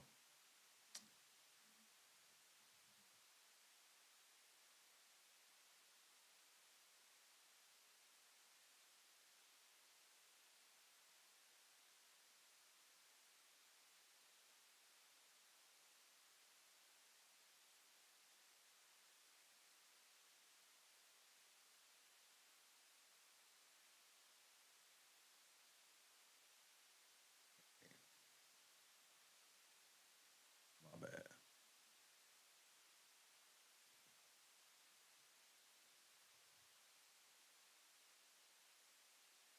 And the fact that he took his phone. He took his phone with him. the one thing I was wondering. I was like, why was he like that? And then it was like, okay, he was already live and he had in there. Okay, cool. But wait, you had already started crying and you left out of there because you was becoming overwhelmed and you decided to bring everybody with you? That ain't make no sense. Fucking sense.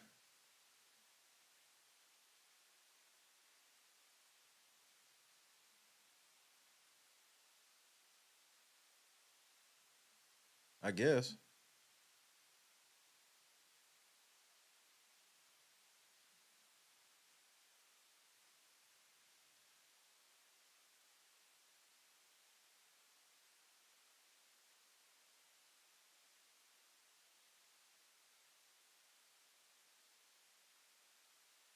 And that's why, and my thing is, that's where I could see where it was like he triggered you to spiral down that hole. It wasn't that is because that's how you start doing. It's like you don't stop and look because even the nigga know what he did wrong. That's why he keeps saying, yeah, well, I'm not perfect, and if I said something wrong, obviously I would apologize for it. You just got to tell me what it is. And it's like, nigga, this whole thing started by you were told. Hey, he came on your show and said X, Y, and Z, and everybody laughed at that. And now you trying to pretend that you don't. Well, what did I do? You just making it seem like I was just sitting here minding my business, helping everybody with their deaths and all these kids who've been kicked out of school and ordering food for them. I was doing all of this. And Katt Williams just punched me in my face for no fucking reason.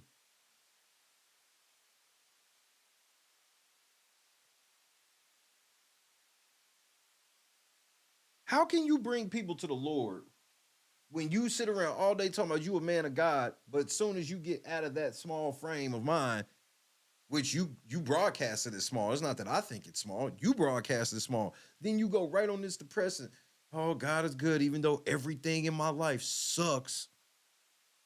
And all the people I know, their life sucks.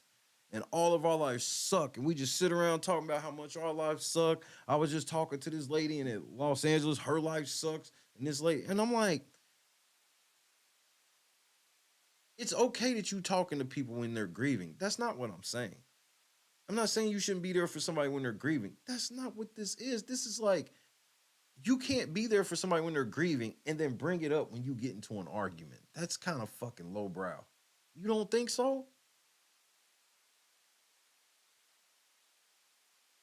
That's some real shit, Jadis. Like, bro, you talking about a nigga that went through it last year. And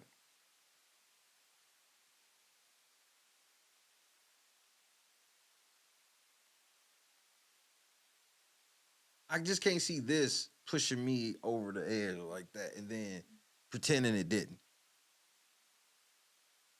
All he had to say was, obviously, that shit bothered me too. It was all of this shit coming together at once. That's all he had to say. Yes, go get some rest. That's all he had to say, bro. All he had to say was, look, that's part of that. That was part of the reason I was crying, but not like I'm scared of that nigga, no shit. All of the emotions of all of that came together. Dealing with that, and then I was thinking about my son, and then that song came on it. All of that together. If he'd have said that, nope. He wanted everybody to see him cry. Now he mad that everybody saw him cry and it didn't come across the way that he thought it was going to.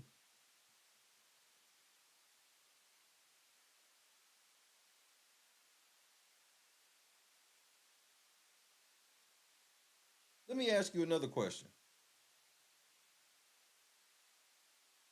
Okay, this nigga was into it with Katt Williams, and he knew going into that show he was going to have to talk about it, right? Because he cried like that. Why didn't he clarify to everybody why he was crying? Why is he pretending that why is he surprised? It's like, I didn't even expect people to even say something about me crying. I can't, and then he wants to try to play this whole thing of, I'm floored that people could even think that's what I was crying about. Like, nigga, are you for real? This is what you trying to convince me for real. That not only you was not crying about that, but I'm crazy to even think that's why you were crying.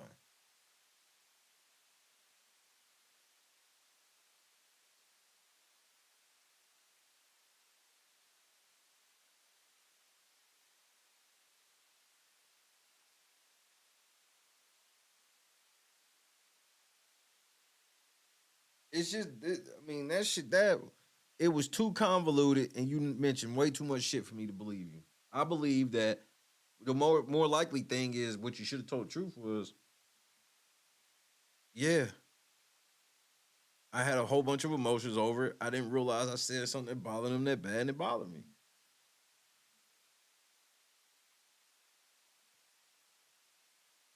Yeah, this nigga had his manager, agent and shit chime in, co-host, people we don't even fucking know. Meanwhile, Ice Cube come out and basically said, hey, everything Katt said was true except the rape story, which I still believe Katt, because the way Ice Cube said, I was never going to have a rape on camera. Nigga, nobody said on camera. He wasn't saying it was on camera. It was in the movie. He didn't say on camera. He said he didn't want it in the movie. Because to say he didn't want it on camera is to imply that he would have been okay with it off camera. That's why he said it. It didn't need to happen at all.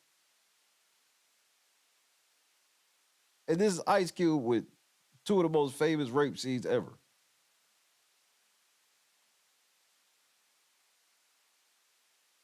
In the same movie.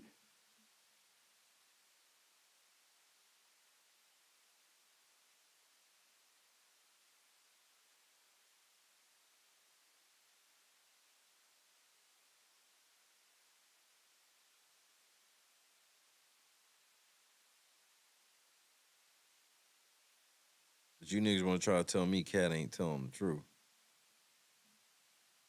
I told y'all what to look for. I said, okay, to see if Katt's lying, here's what you need to look for. Look for the motherfuckers to come out and say, nigga, you lying. 36 million views later, none of the prominent people mentioned in that shit have come out and said, that nigga's lying. Why can't Luda? All Luda had to say was, nigga, me and you ain't never been in no room with no motherfuckers like that before. Why didn't he say that? Remember, Katt tells the whole story. They in a room together.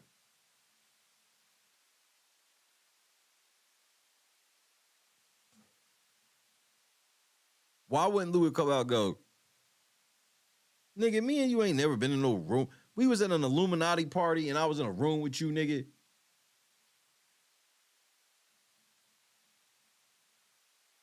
So all the shit that he did acknowledge, he ain't even, all he said was, I ain't never been Illuminati. And somebody pointed out a great point with that. Nigga, just because you pledge some shit to Illuminati, that don't make you Illuminati, nigga. And who cares? Who cares what the name of the fucking group is? Did the meeting happen? That's what I'm saying. Don't nobody deny like the crucial shit. Deny like you were ever in a meeting with Katt Williams and this shit happened. Fuck, let alone what you said. Just tell me that meeting didn't even happen.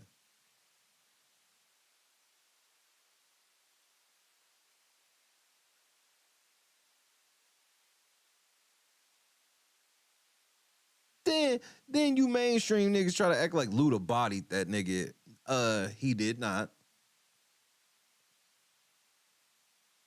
You are lying to play that role.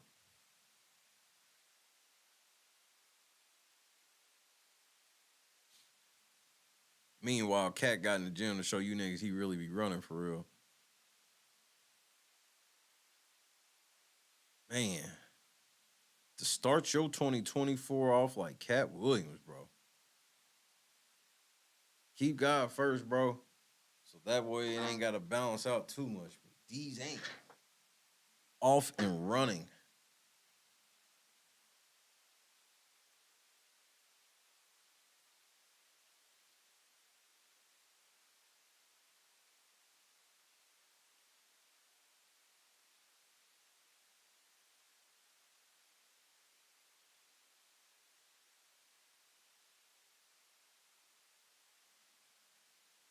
Ricky, you should have kept this shit. This shit made you look even worse.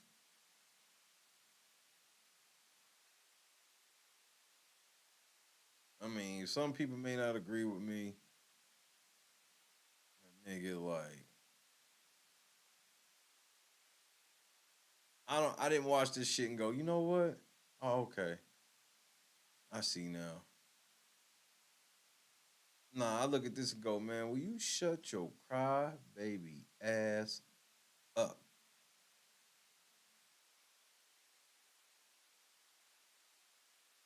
Please.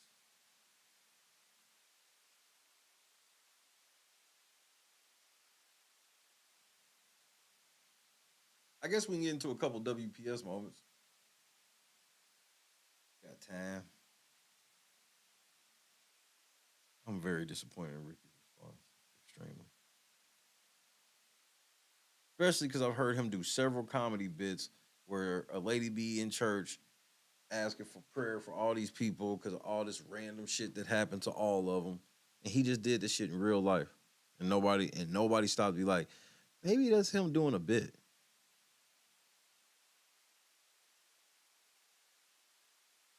Bro, Rickey Smiley definitely brought the mood down. He's supposed to be a comedian, nigga. And he ain't even remotely tried to use comedy to sidestep this shit, like even a little bit.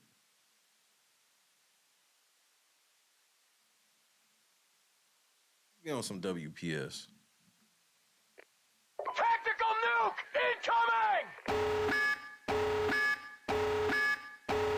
Nigga, he's crying on the outside.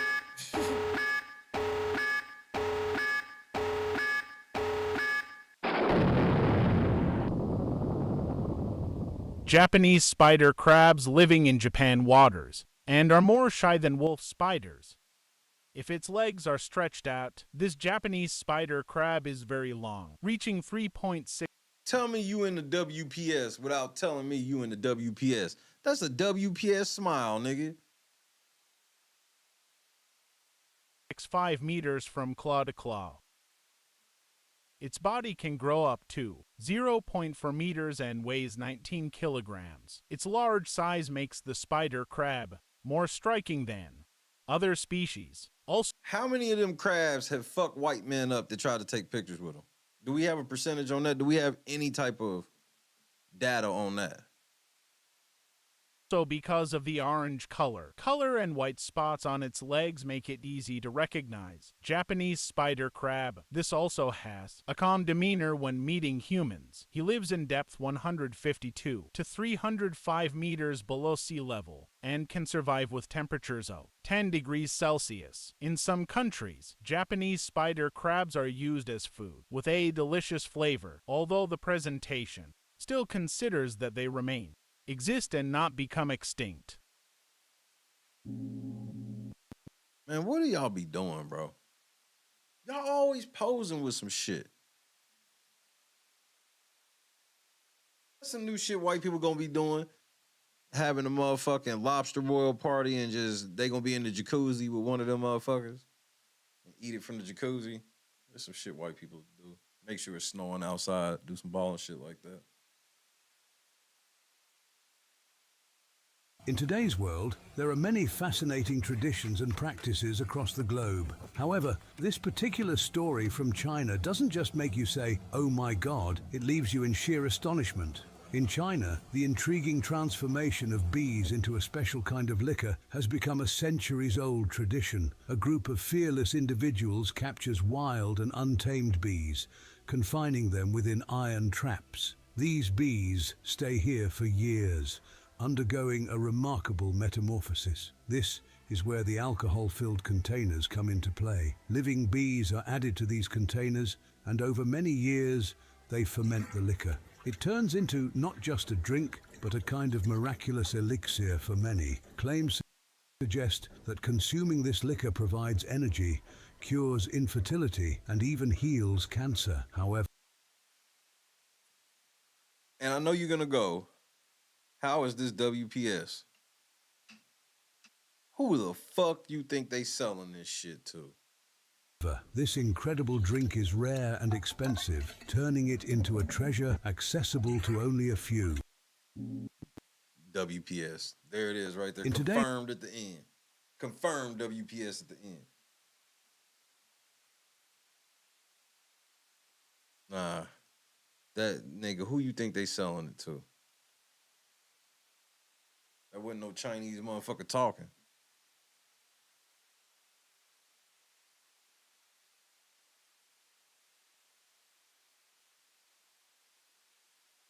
What are white people doing right here?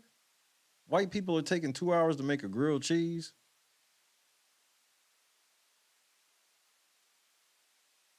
I'll bite. I spent 2 hours making this sandwich, all for a French guy to tell me it tastes like pee. This is a French onion soup grilled cheese sandwich, so I thought who would be better to taste test this than a French guy.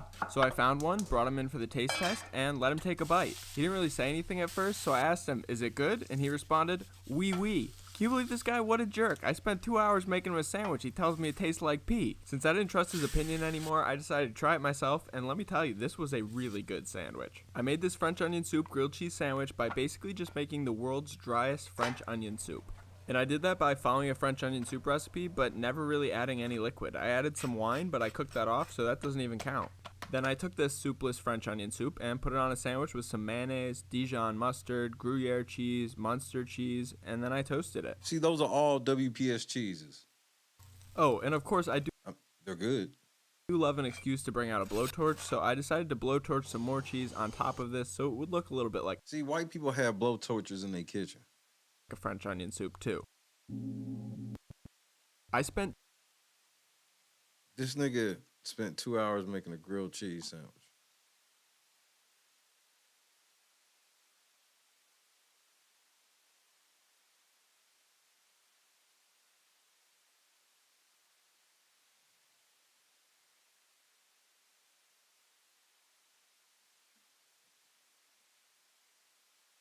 I want to see what it's like without the onions first, and then I would try it. Like if it had to have the onion soup shit on it, I would try it like that. This should look good. White people when they blow torches in the kitchen.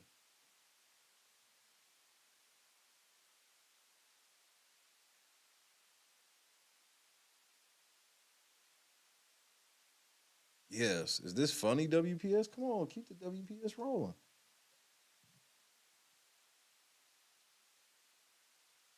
I low-key need one of them sandwiches right now, though, Kendra. I ain't gonna lie.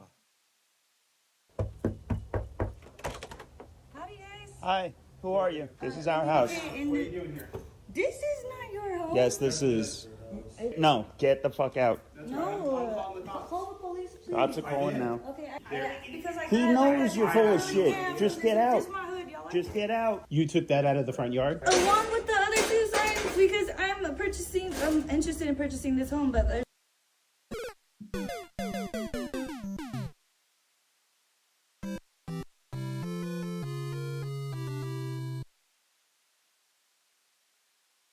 There's obviously been some sort of mix-up. It's not costing me a home. You really waited until 12 got there? WPS. That's why the nigga got up and got out of there. See, the nigga was on RNS. Howdy, guys. Hi, who are you? This is our house. What are you doing here? This is not your home. Yes, this is. That nigga's like, yep, jig is No, up. Let me get get the fuck out out. of here. No. Call the police. Yeah, Cops are nigga, calling yeah, now. this shit's a wrap. He knows you're full Yeah, she was like, look, nigga, your nigga's leaving. of shit. Just get out. Just get out. You took that out of the front yard? Along with the other two signs, because I'm interested in purchasing this home, but there's Cash. Right now, nigga. I got it all on me. obviously been some sort of mix-up. It's not costing me a home. Sure, we don't have the. Who did you purchase the home from, sir? You know, Rick is so wild and has went so far off the meter. It's shit that I can't even tell you on TV. I mean, you know, for the sake of our friendship, you know what I'm saying? I'm not even gonna bring it up. But trust me, he's went there. He has went where it's like, yo, Rick, man, what the fuck is wrong with you, man? You done took this shit too far. And his response is like this: there's no such place. Darkness. Let's go to the abyss, nigga. I'm not with it, man. I don't want to go to the abyss, man. You know what I'm saying? Rick wants to go to the abyss. In fact, he dwells in the abyss. Rick James dwells in the abyss, okay? And he wants company sometimes, you know? And for some reason, he likes to reach out for me. Whenever I'm around, when he wants to go there, he will reach out for me to try to take me to the abyss with him. And I'm not with it, man. I'm not with it. And that's when we end up tussling or whatever. You know what I'm saying? White people, y'all gonna learn that the police are not pro-white people. I mean, this escalated quickly. That escalated quickly. Why wouldn't you just leave? They told you to just leave.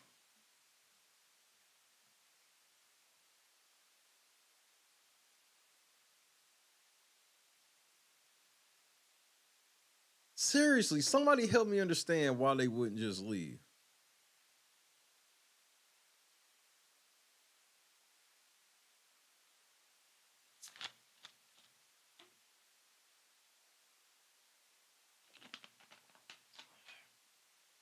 I took down your sign because I was interested in purchasing the house.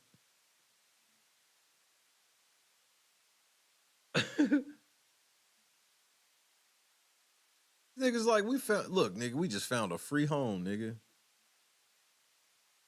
Just pull these signs up, nigga, we good.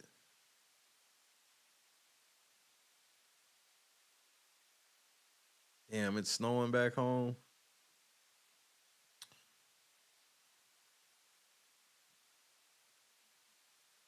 I think we supposed to get a dusting, nothing serious. If I read it, right? Like some sprinkles or something.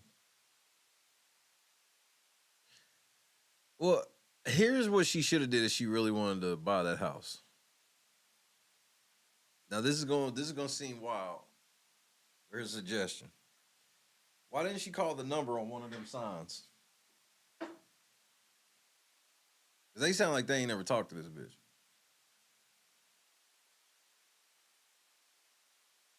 Now, I can't confirm or deny if they actually have talked to that bitch, but they sound like they had never talked to that bitch.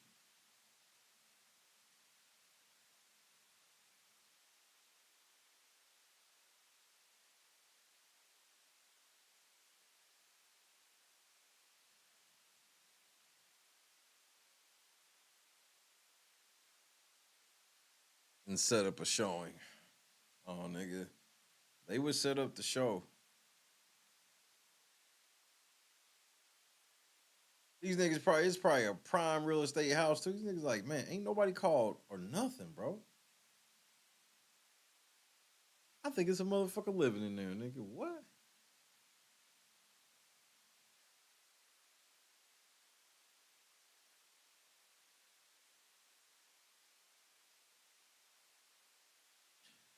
I wonder why Martin ain't said nothing.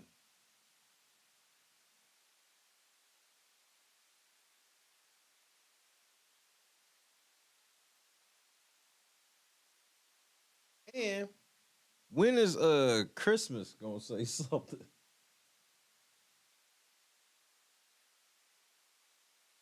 I know them niggas waiting for this video to slow down, but he said a bunch of shit, bro. He said a bunch of shit. This motherfucker's at 37 million views, nigga. Shannon Sharpe just hit the fucking lotto.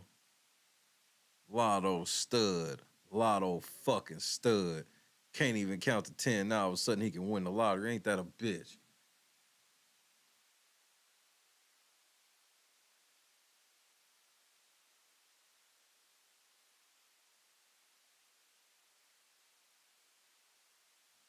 Everybody loves Elroy. Lazy. Nothing.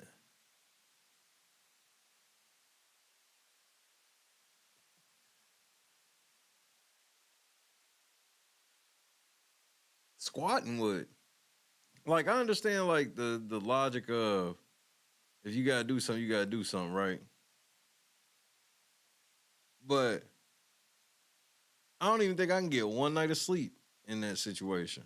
I'd rather live in the car where I get some sleep.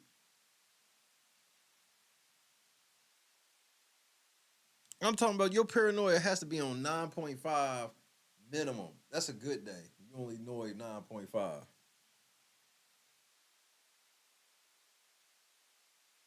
Hey, that's better than an L. What were you playing, football?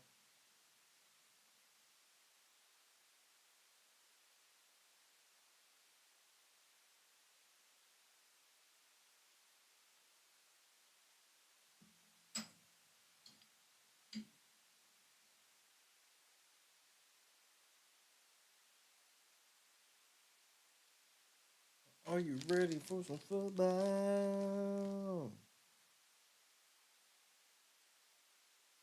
This is gonna be fun this weekend.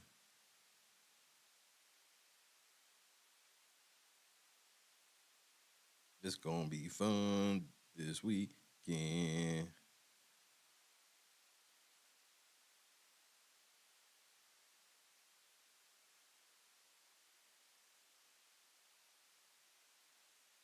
Oh, Davis was my thorn and my over under. And my lineups was cool. I'd have did better if it wasn't for fucking Tua.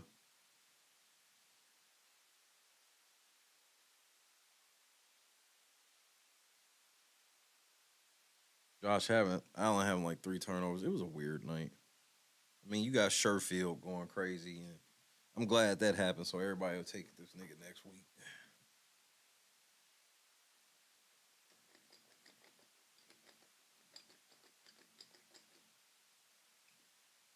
Yeah, but Knox got that. Knox got open. Like if Gabe Davis don't go out, Knox ain't in that same spot like he was. I mean, the targets had to go somewhere, and they ain't really have no other receiver. They was throwing in fucking Sherfield. So if they throwing the Sherfield, they throwing the motherfucking him.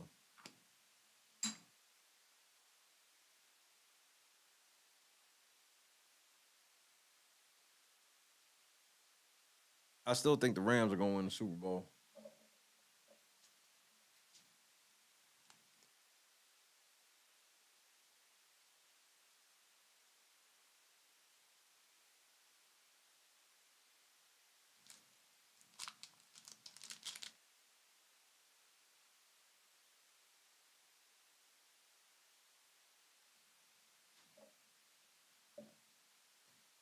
I ain't been impressed by anybody going into these playoffs.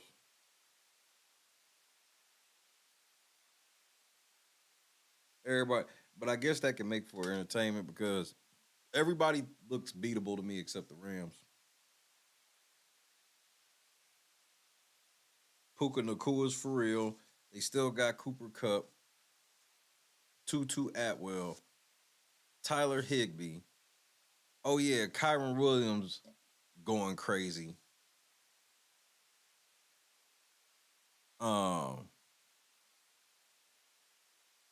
What else they got? Aaron Donald and all them niggas on defense.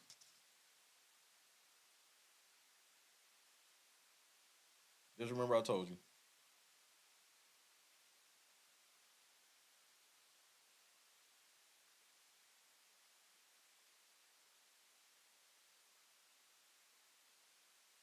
I ain't allowed to have none of that action in Oklahoma. That is not allowed in Oklahoma. I do not think Baltimore will come out of the East. Or the AFC, rather. Why I say the East. The AFC.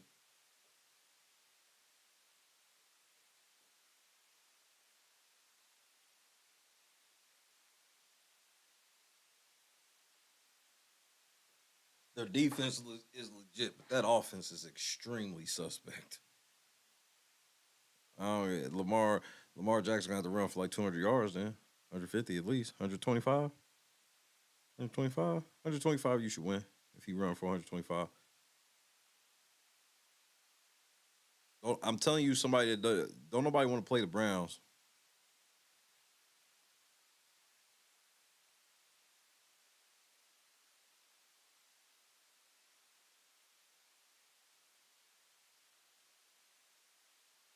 Even if you win that game against the Browns, it's going to take a toll. It's not going to be easy. That's a team I feel is being extremely slept on.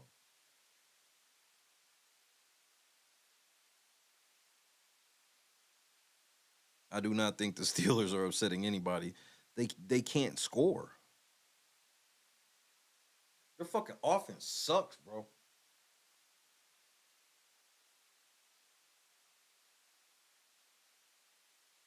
It don't matter which nigga. Mason Rudolph, fucking Pickens, whoever, bro.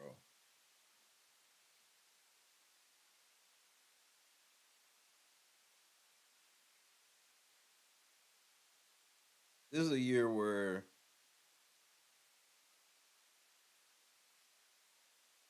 the Steelers should have just, for lack of better words, tank. I don't think they should have lost on purpose, but I definitely, at the end of these games, I wouldn't have been putting people in danger.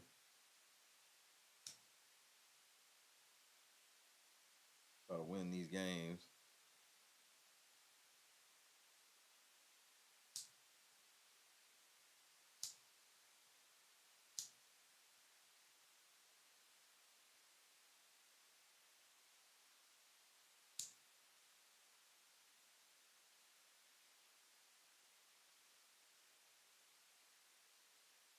Man, I thought we was getting into other stories tonight until right before I was getting ready to go on air. I saw that Rickey Smiley said something. Guess we'll try to talk about something else tomorrow.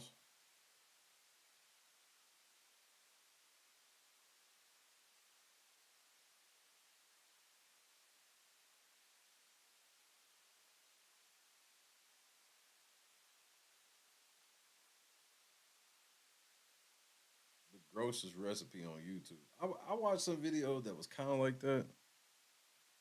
What was it, last night or something? I was like, what the fuck?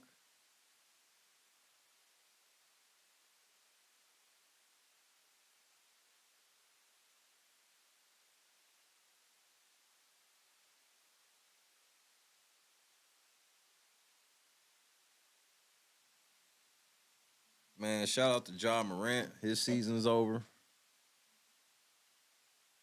He tore his labrum. He got to have shoulder surgery.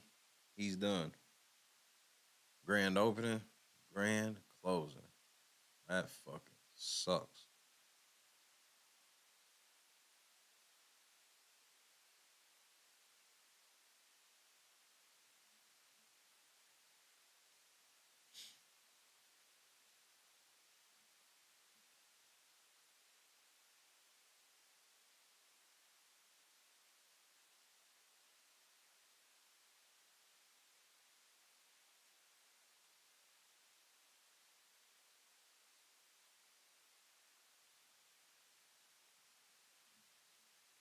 Rickey Smiley, like, I ain't gonna lie, bro. Everybody need to be getting a motherfucking comedy special on deck.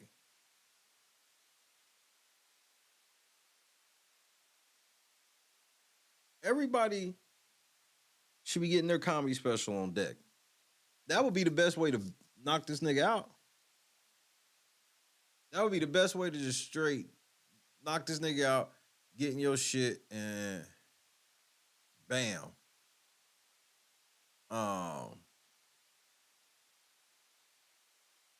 Getting your shit, have your little part where you diss that nigga, and then keep it pushing.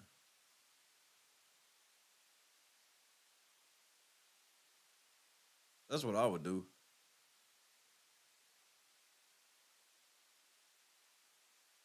Like, especially if you on some shit right now where you like, hey, I don't even really want to talk about this shit. All right, well, bet. Don't. You know what I mean? And double back. It's the double back for me that's going to be important. I'm going to see what y'all niggas is talking about.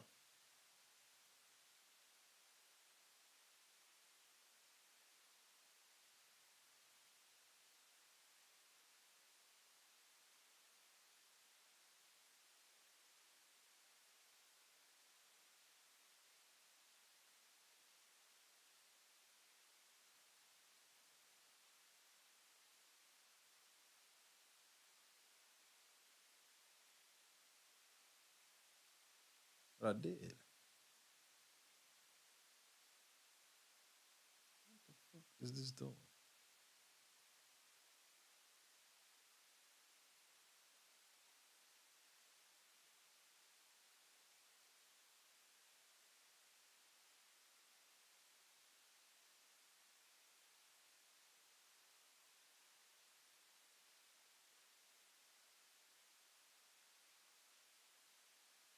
This is weird.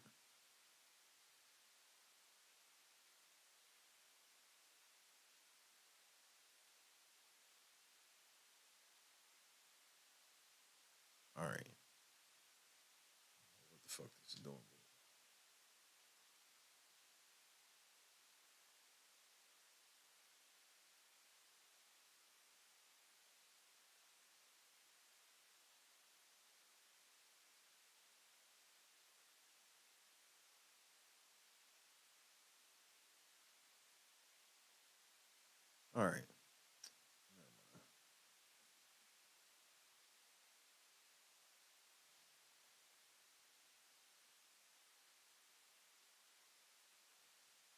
Now, Ricky, I truly pray to God that you go ahead and no.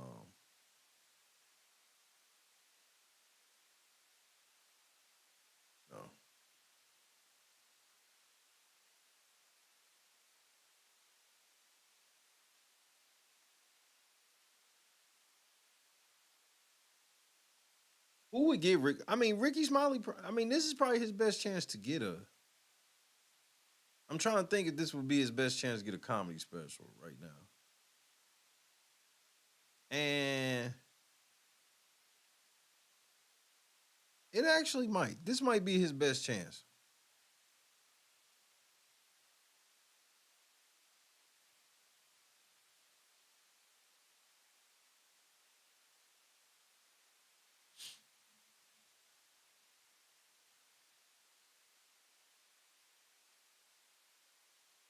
I'm ready to see.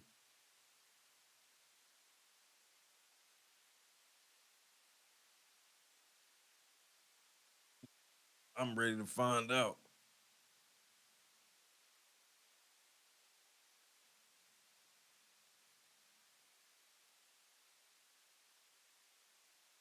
I've heard all. I will say that I feel like I've heard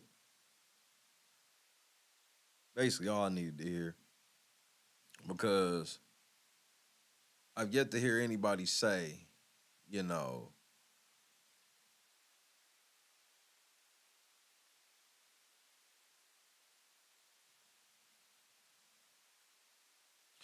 I haven't heard anybody say this nigga's lying yet. Or any, I've heard mild inferences, but nothing big, bro. Nobody will just say that this nigga is fucking lying.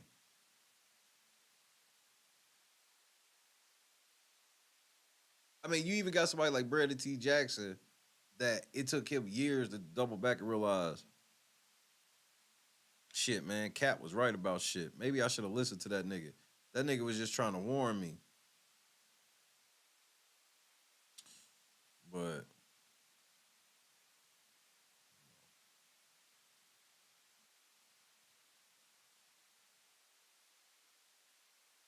too little, too late.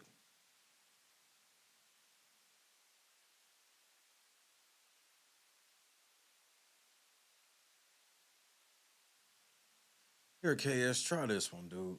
See if this works. You got to just grab it out of there and then just drag that file into the same spot you dragged that other shit.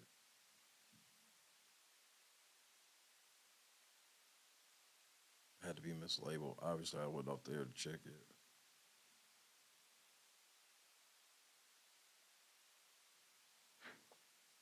Well, okay, but look at it like this, KS. Yes, Netflix hands them out like candy, right? But the pay differs. And Katt Williams had explained the pay before, where it's basically you're gonna get $1 for every ticket you sell. So if you sold 3 million tickets on your last tour, they're gonna give you $3 million.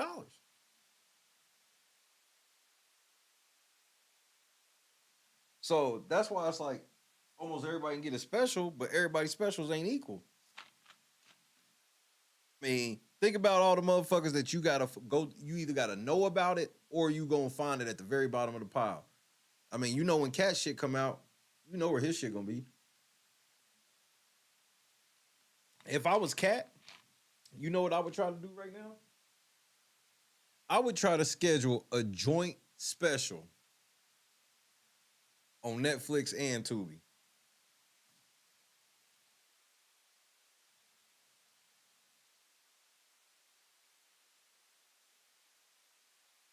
What's good, Owen? Blessings to you as well, sir. That would be the biggest diss to Cedric ever if this nigga, if this nigga get a comedy special that is on Netflix and Tubi at the same time. That would be one of the biggest, pettiest diss of all time. But this is coming from the same nigga that said he put Rickey Smiley put in his contract that Rickey Smiley got to be in the dress.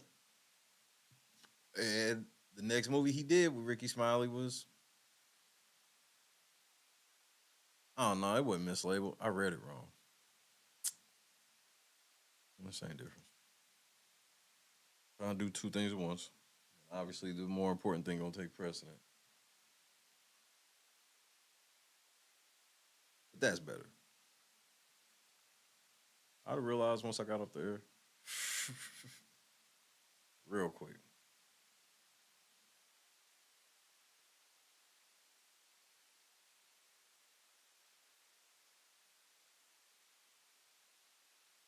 This is why staying prayed up and keeping the faith and not just laying and wallowing, like laying and wallow rather. So you can get past and get through some of this shit. But a lot of this shit don't even sound like that shit don't sound like real grieving.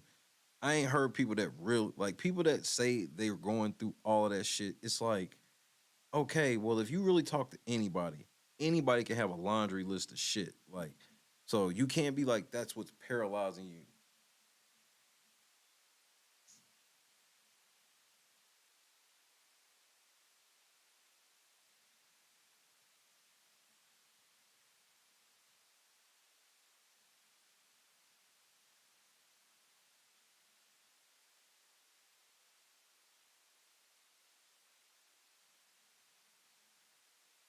I just don't like bringing the son up. I don't like that. Now, he got every right to. That's his kid. He got every right to, and I don't judge him like, like he don't have that right. I'm just saying personally, I don't like it.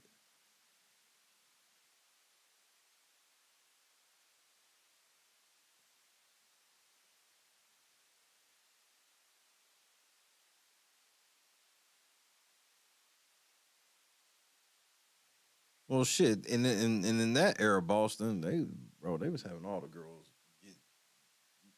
getting skimpy shit at some point or other. Shit, even Luna Deshawn.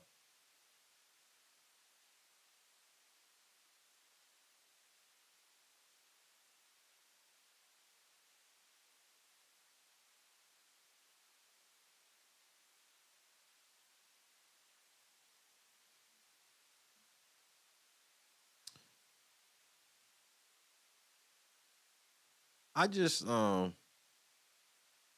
pray for Rickey. I hope he get past all this, and he's got to learn how to handle embarrassment better. He's just one of them people that when he get got, and especially when you're a comedian, there's nothing that looks more corny on a comedian than one that can't just like, at least, I thought Kevin Hart shit was corny, right? But at least Kevin Hart tried to use comedy to battle back with it. You know what I mean? That's why I had a problem with like Ricky, Aries, and Faison. Y'all niggas was just crying. Oh, it should have been me face asses. Shannon wins the Super Bowl. Still sitting here talking about Kwame.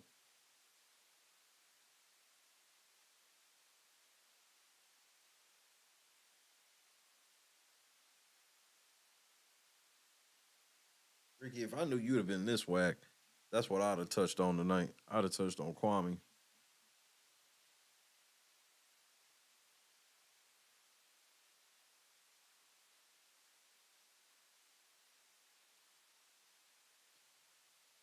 I don't think they overpaid comedians.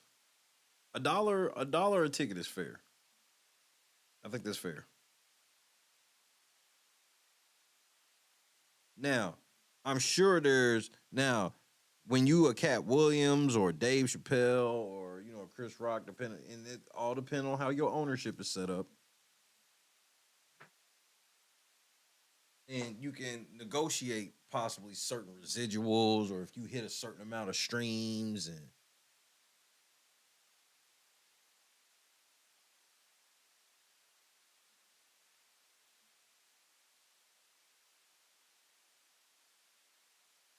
then you talking. But I gotta be honest. And I would love to know if anybody disagrees with this, but Netflix comedy specials do not hold the same weight a fucking HBO special is. Netflix is basically the new Comedy Central. Comedy Central had like 2 million stand-ups. They even had a fucking show where for a half an hour they would just show comedians do random bits. I forget the name of that show. Somebody has to remember it. And that was how Comedy Central was. It would be a bunch of random stand-ups, and then, especially when Comedy Central first started,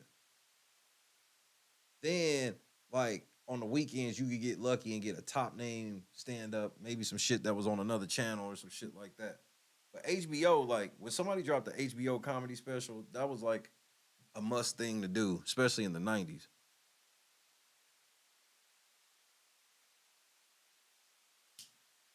Netflix has just like that Comedy Central punch, where if it's something you want to see, you'll go to it to see it, but like,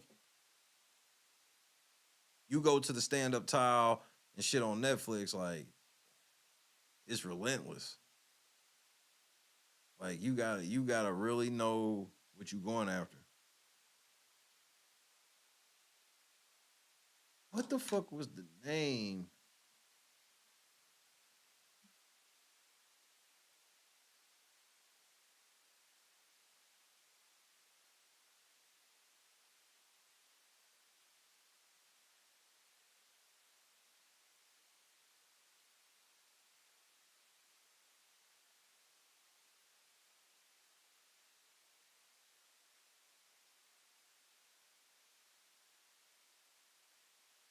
Man. Let's see. Live action stand-up programming. Okay, let's see. Comedy Central present. Nah, that wasn't it. That's the one where they do the one joint. Let's see. Kevin Hart had a show on Comedy Central for 3 years. Like crazy. Plant Indeed.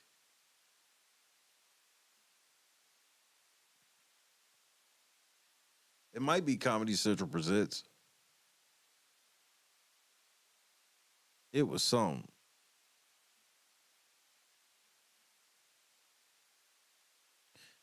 It was one of these shows, but it was like basically they would just show clips from people.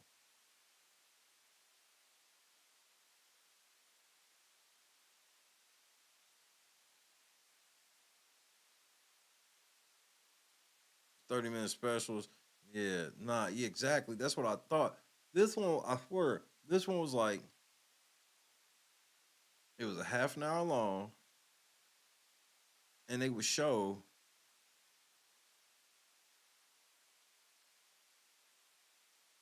and they would just show clips of comedians. Was it this?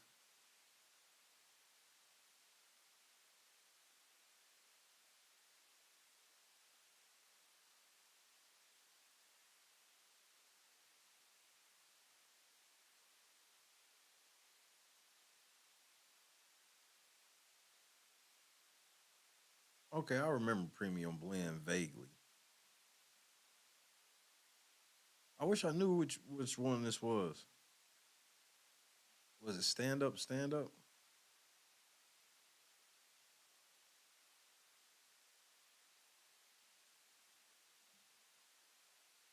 Apparently that's a religious song, Stand Up for Jesus.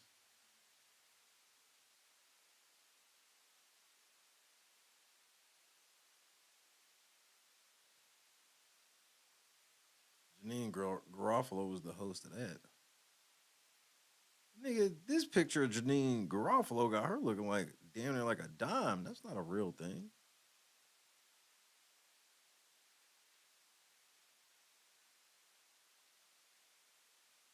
Bro, there's been 290 Comedy Central stand-ups. Was it Laughing Factory?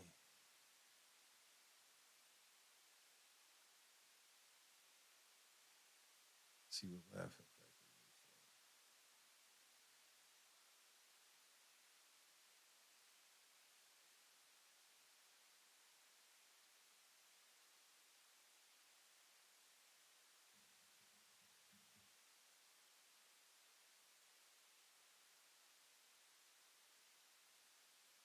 Shit. The only thing that popped up was fucking Laugh Factory clips. Well, the venue is Laugh Factory, not Laughing. I'm looking at a whole list of all these joints in. It could be any one of these. Nope, it's Comedy Central Presents. Because Comedy Central Presents says it either would do one, Comedy Central Presents is an American stand-up comedy television series created for Comedy Central. It is the network's main half-hour program which highlights either one or a series of stand-up comedians in each episode. That's the one it was. So it was Comedy Central Presents. It's just the episodes where, because some of the episodes they have like maybe like 10, 15 comedians in the episode.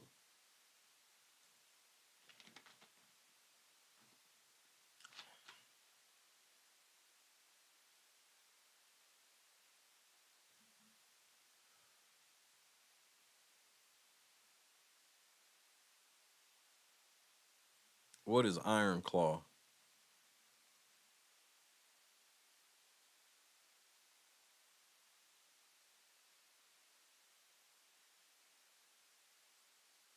What is that?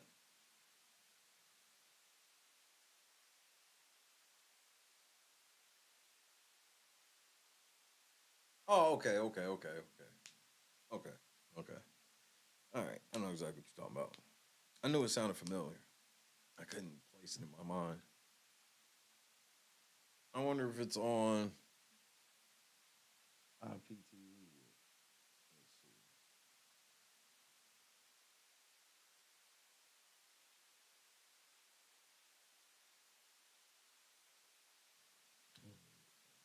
Has to update that. Then I can check it.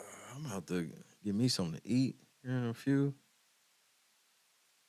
I think one more blunt will get me nice and primed to eat everything in the kitchen.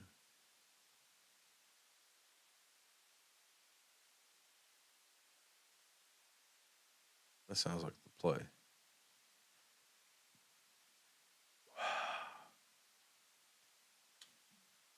All right.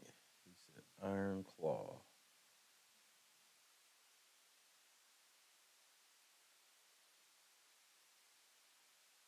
Nope, not yet.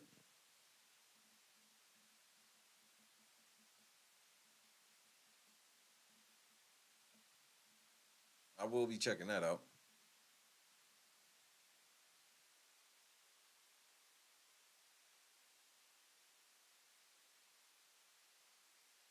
You know what I want to look at? I want to look at Kevin Hart's. I want to look at his TV credits.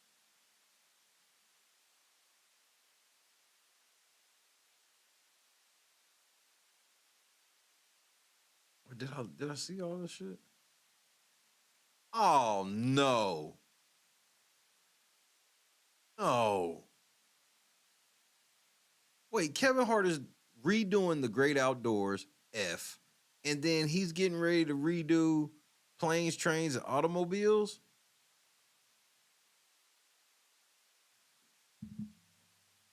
I'm losing my motherfucking mind, man. The great disrespect to John Candy and Steve Martin. I'm not going to see that.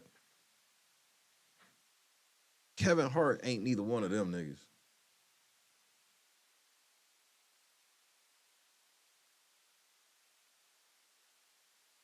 We already know he's gonna be Steve Harvey, or if he's Steve Martin's character, he's gonna be extra hokey.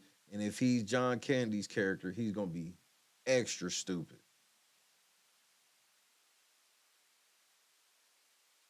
Nah, bro. No. Christy vouched for that nigga in Jumanji. I didn't even like Jumanji. Christy actually liked Jumanji. What? That shit was trash.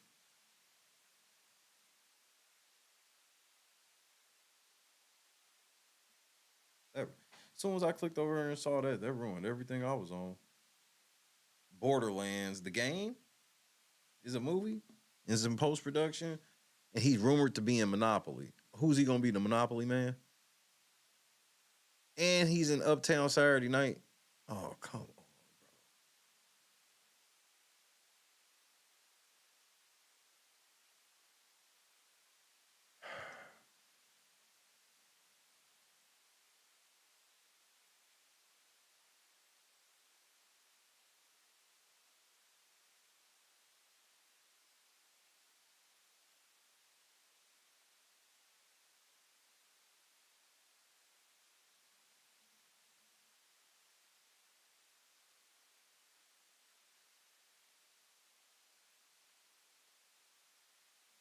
want to see this Judd Apatow North Hollywood shit.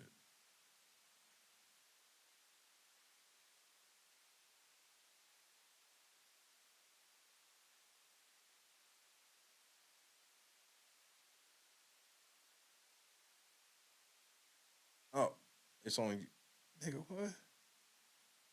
The account that posted the video has been terminated. Damn. That motherfucker's that hard to get now? I want to see it now.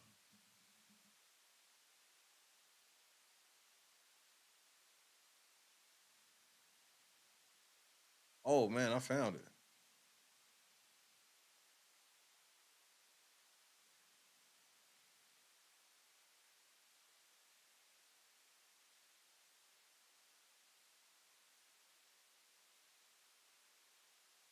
I found it, that just like that. Hold on, nigga. Hold on. I at least gotta see how this shit. We at least gotta see how this shit start, my nigga. We kind of have to.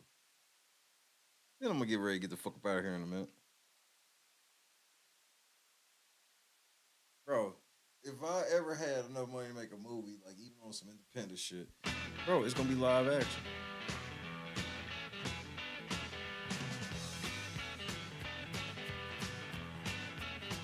Standing there by the window, staring out at the night. You got so many troubles.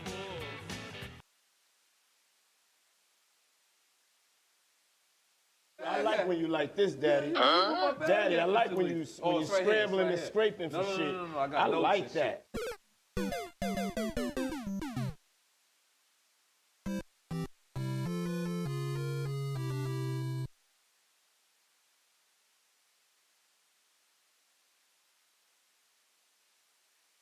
This was his official first role, which, you know how most people, their first roles was they was featured in like a commercial or something.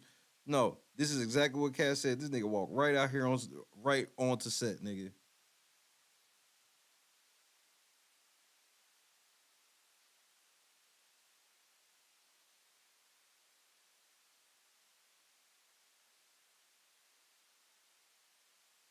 You know, and I know a lot of people like, why would they feel so comfortable to lie about Katt? And the reason why is because, again, Katt broke the internet because he never does mainstream interviews of any type. Because the reason why he said it was a safe place for him to talk, because he was like, at least Shannon gonna let me say what I say. He ain't gonna necessarily agree and vouch and shit like that, but he at least gonna let me get it off. If I was somewhere else, they would, the beginning of the interview, be trying to frame me as a lunatic. So I at least understood where he was coming from on the level of feeling safe going to Shannon, a.k.a. he knew Shannon was an idiot.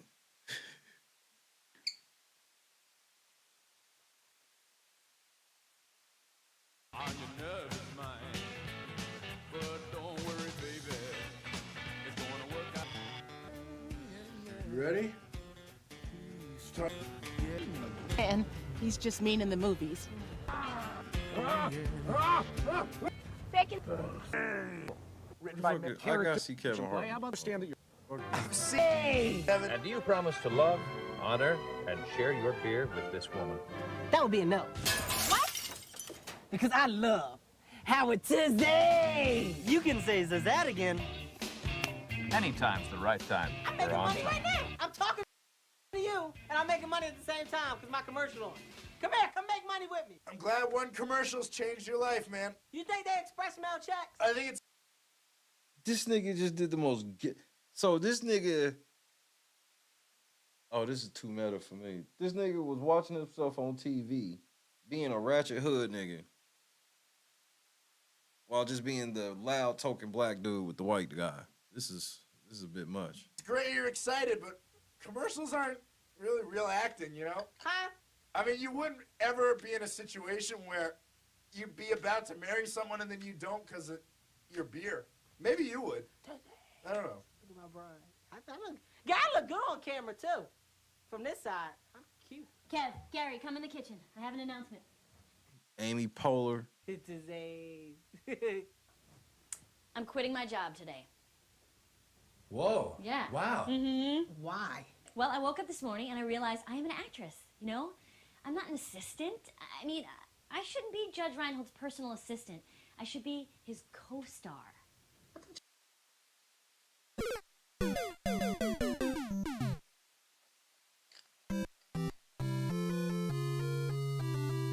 And this is Amy Poehler. Oh wow. You hated acting. I had a hard time last year. I got weird and competitive and anorexic, and I'm not going to do that this year, though. I've decided I'm just going to have fun. If I don't care what people think of me, then I can't be rejected. You know what I mean? Hey, Bosco! You can't be rejected if you're having fun. You can't reject me. No, you're a dog. You're not a casting WPS. director. You don't want me to get breast implants? What? Okay, I won't. You're my boyfriend. Anyway, I'm feeling better, so I think I'm ready. Oh, that's great. You know, I'm really proud of you. Hey, I support whatever decision you make. Thanks. Your support's awesome, you guys. It's just really great to have you around. So I need the rent. Wendy, this is really embarrassing for me, but I don't have money to pay for the rent right now. I was hoping you could float me for a couple of days. Gary, I totally would, but, you know, I'm not going to have any of that sweet Reinhold money to play with anymore, so... I'm gonna see my parents today, so they'll help me out, I'm sure. If they don't, you know, you can always, take over as Judge Reinhold's assistant. I made a funny joke, Bosco. I see why they canceled this. Funny. Or never showed it. This shit is not. All right, let me put this in terms that you guys might relate. What my you know, I love him. I'll talk to you about... So I called him. You know what? Oh, really? Wait, so you was really talking about Judge Reinhold? Oh my goodness. Serious? What would I do without you? You'd be okay. I would? Yeah, let's go to the driving range. All right, you guys, you will never guess what happened today. I chickened out. I didn't quit. Judge was in like a really weird place, and so I'm gonna do it tomorrow, though. It's going down tomorrow. Wendy, I couldn't get any money from my parents. I'm sorry. I tried, you know. Ain't your dad, like, rich? Like, crazy rich? Yeah. No, I'm talking about, like, Oprah rich. Like big. Yes. He got money. Mad money. He seems to think that it'll help me not to give me money. What? All that money? It's... Gary, I got the rent to pay. I got this guy... How the fuck are Amy Poehler and Kevin Hart this not funny?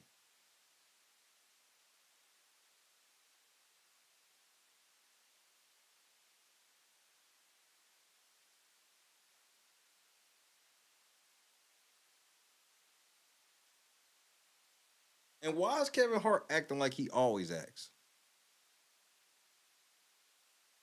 His jokes just aren't as quippy at this point. Do you, like, I feel like Kevin Hart's acting like Kevin Hart always acts, especially in shows or movies for white people. Like, if it's something black people based, he's a bit more colorful, if you will. Like, he talks different in white shit. Or shit that white people would watch. I don't even necessarily call it white shit because black people watch what consider white shows too.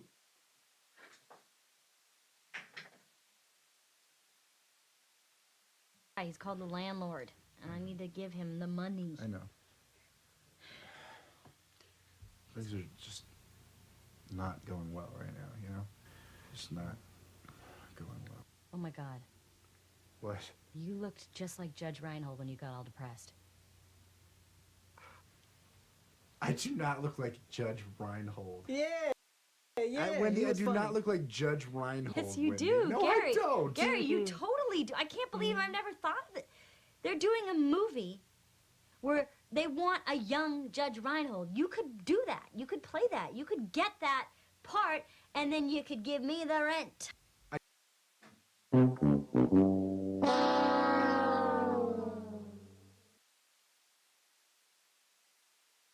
He's about to get a job playing young Judge Reinhold so he can finally have money to pay rent. even though his parents are rich as shit, but won't give him the money, and he won't go get any type of job. He's just gonna, yeah. I see why this didn't make it. No doubt about it. I see why this one didn't make it.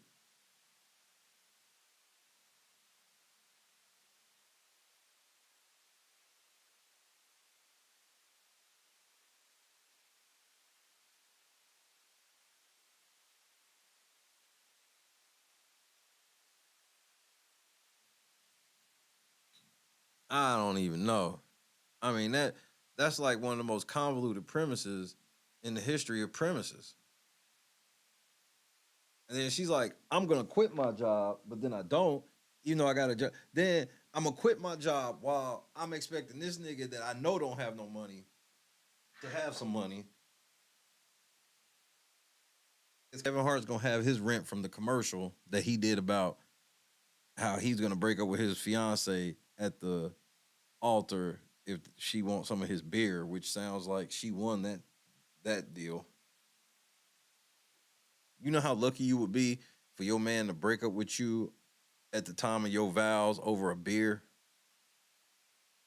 That, if that ain't a blessing from God.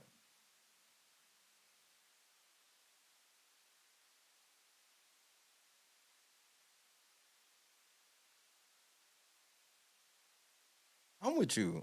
I just saw the original movie. People are too lazy. And then you got the writers going on strike, and these niggas ain't made an original hit in ever. And then if they make something that's decent, what do we know is gonna happen? They gonna make 75 of them.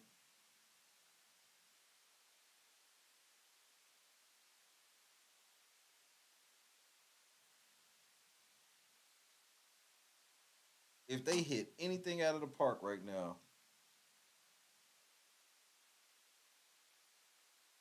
75 of them. I mean, think about it. Fast and Furious had 2 really good ones. The first 2 were really good. And maybe they could have used the third to just put a bow on the whole fucking thing. Nope. 3 was okay. And then they was like, well, fuck it. I think that's what I'm going to go do is go back and watch the first 3. Because that's what made me fall in love with the series. And then it was like, it got to a point where I was just watching it. And I was just watching it because it was just like, that's what me and Christy did. At that point in our life, we was going to see movies, like Fast and Furious come out, we go see it. Then Brian dying fucked up shit for everybody. It fucked up the movie, totally. But then, for me, it was like, when they said that Jason, when I saw at the end credits and saw that Jason Statham was coming, that's when, because I was getting ready to get off the movie, that movie, and then at the very end, they was like, Jason Statham's coming. And that's what made me stay one more movie. Boy.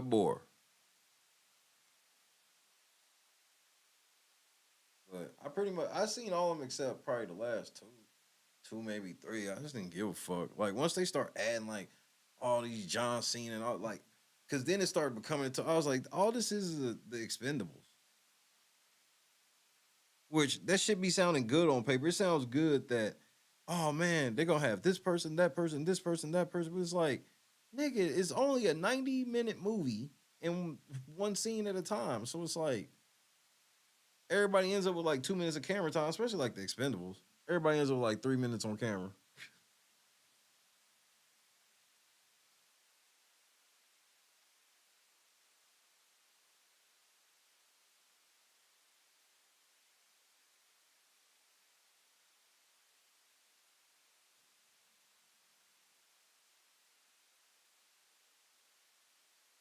But I hope everybody has a great Taco Tuesday. Third shifters. I'm nearing the end of my blunt, so it's nearing the end for me.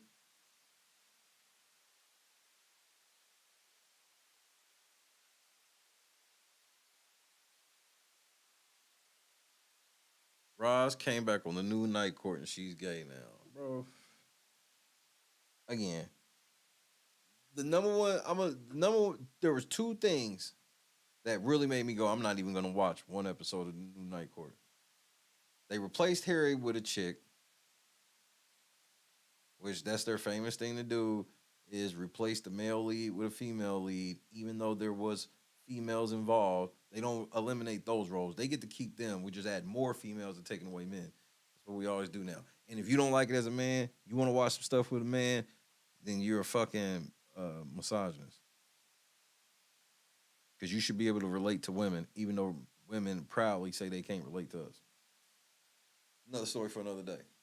Second thing, when I went back and watched old episodes of Night Court and heard how Dan Fielding was talking, I said, there's no way. It's not possible that he's saying any of this shit. Yep, add a chick, make her gay, and make it lame.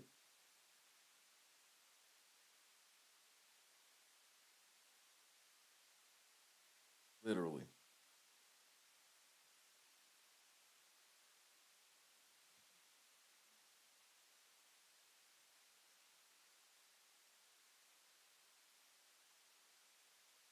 I mean, that's how they did with Captain Marvel. They slid Captain Marvel right and shoehorned her into the MCU and then gonna be like, oh yeah, that bitch, she's the most powerful motherfucker in the entire MCU. But dig, she just be busy doing other shit, so she don't have time to fucking just whoop Thanos' ass right quick. Got you, Chief.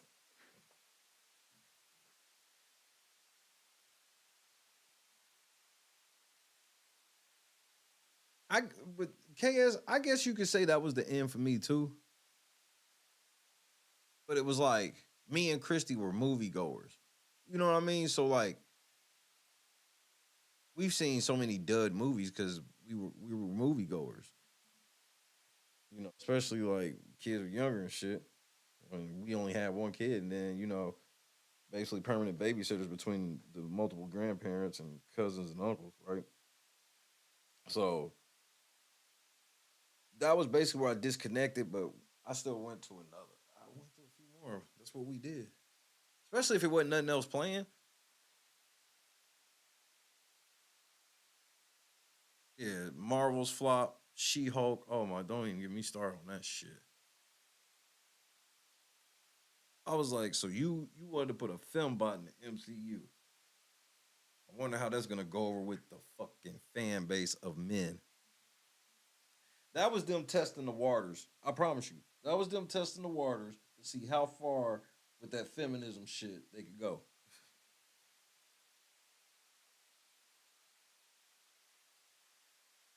I called it, though. Because when it happened, I was going to stop watching Marvel then until I read the report. I think it was like with 4 or 5 movies left, that's when Disney bought Marvel. And I was out then. But the report came out that Disney wasn't going to take over until after the planned end of the MCU. Bet.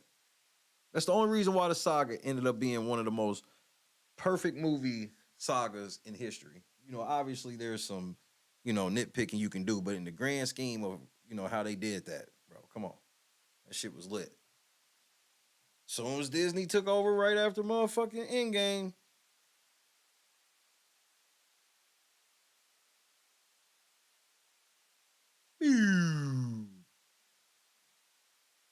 fuck Loki up.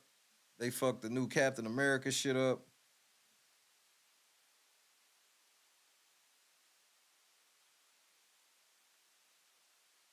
Black Panther was pro-black without it being super woke. Turned that shit super woke. New Black Panther's a bitch. Like,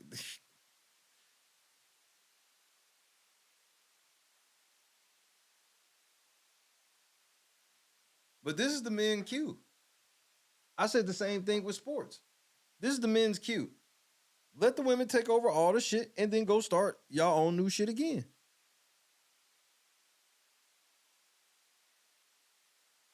That was part of my gripe with wrestling, where it was like, I felt like they was giving women way too many matches, not because, you know, women can't have equal amount of matches or whatever. It's just the quality of women wrestling is just not as good as the men. I'm so sorry. It's not. You got your outliers, and even them, it's hard for them to have good matches because the bulk of their matches against bitches who can't wrestle.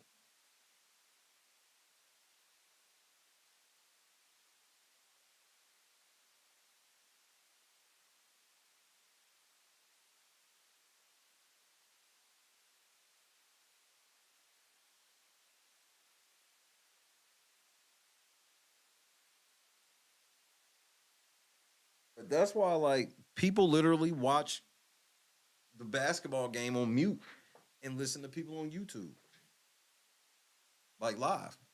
They'll literally listen to people live talking about the fucking talking about the fucking game, live commentating the game.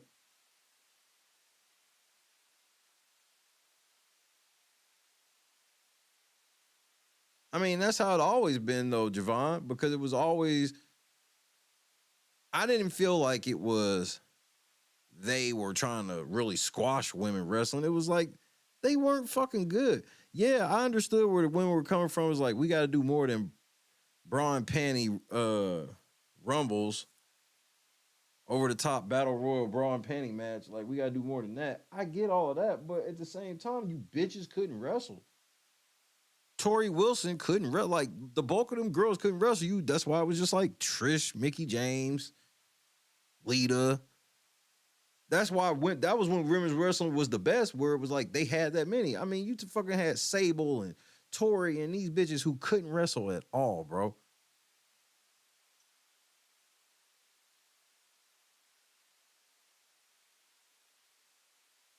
Sable had some shit where you weren't even allowed to touch her, bro.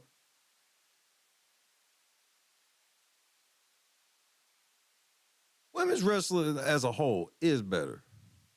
Should it be getting 50-50? No. So sorry, no. That means y'all got to cut back? I'm sorry, like, but that's part of the reason, bro. We already, like, even before they started doing that, it was already a problem with them sending people up from NXT and mid-carding them, giving them a little fake push, and then they just motherfucking filler wrestler. Now, you come up to the main roster, you might not even wrestle. They just show you in the back.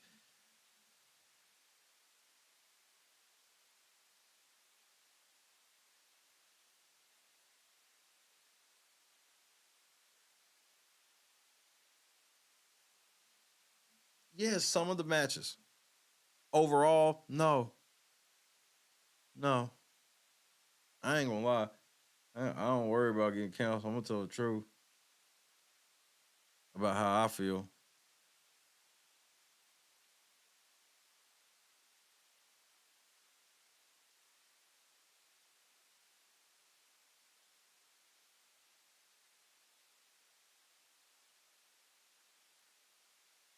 But I definitely think that they've done a better job getting wrestlers because they got spoiled, because they got lucky getting people like Lita and Trish, these bitches that went from valet to wrestlers, even if they already, had possessed certain wrestling skills and shit like that. So they got spoiled with that shit. And then like early 2000s, that's when they started casting just a bunch of bitches that they felt were really cute and was like, man, we can teach these hoes how to wrestle.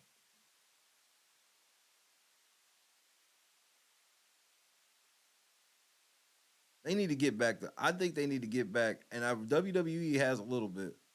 You got to get back to getting fat, ugly wrestlers. You need to get ugly women, ugly dudes, fat dudes. Some of the greatest wrestlers ever weren't great because they could fly off the top rope and backflip and have a 15-pack, all this goofy shit.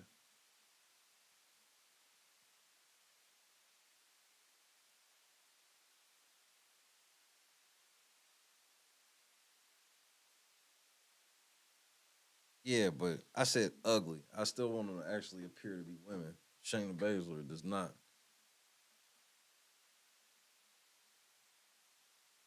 In my truly humbled opinion.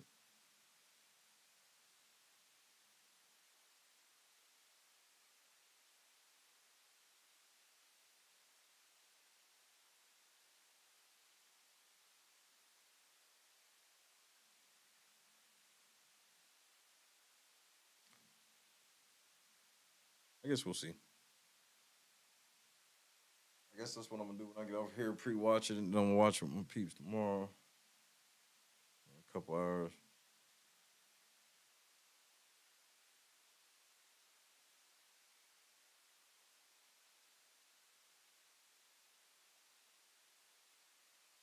Man, y'all naming outliers, bro. Women's wrestling as a whole is garbage, bro. If you gonna tell me if you gonna tell me that watching women's wrestling with all their storylines and shit is just as good as watching the men's shit, then you got it, bro. For me, it ain't even close. So if I know it ain't that close, then y'all can't have half the TV time.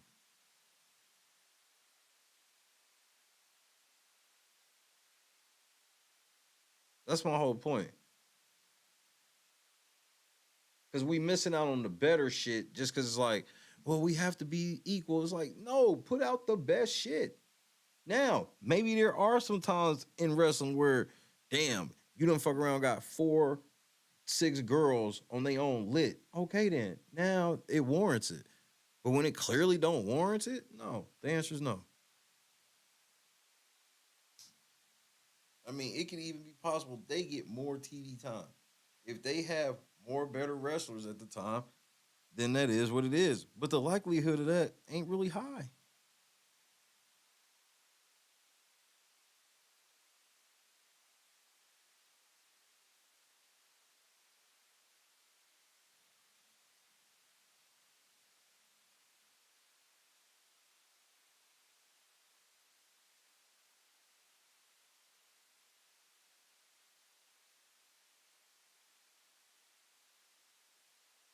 I just can't deal with certain, where it's like certain women championships as the main event. I'm like, there's no, like, how many times has that been the best match of the, like, and you know that if everybody comes out and say the women's match, any of the women's matches was the best match of the night, you know that means overall the pay-per-view was what?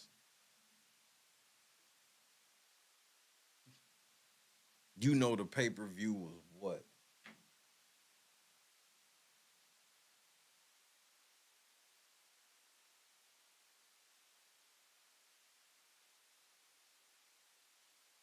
Don't get it twisted. I watch my women's matches, and I don't be on no shit where it's like, oh, the girls are on, gotta change it.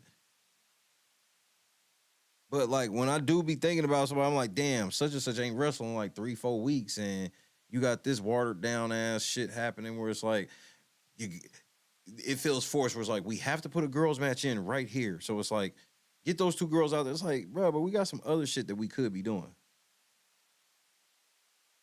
The show was mid at best.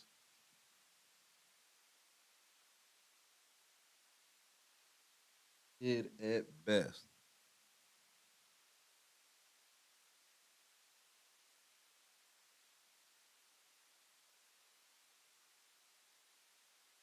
It's the truth. If Cornette said it, he said it, but that's the fucking truth.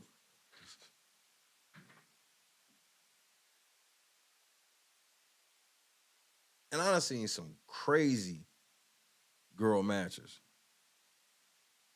And still wouldn't be like, and I guarantee that that wasn't the best match of the pay-per-view.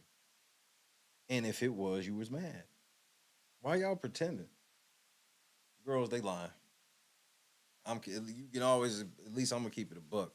There's a lot of shit girls better than. Wrestling ain't one of them. We ain't got enough Luna Vachons and shit like that. A bitch who was she was a wrestler, nigga.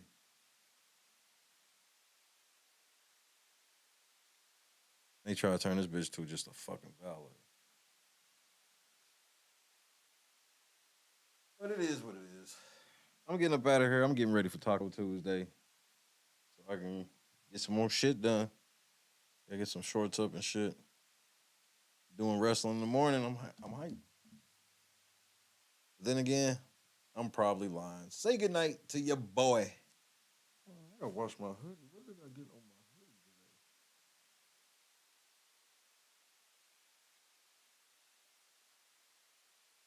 What that is bothering me.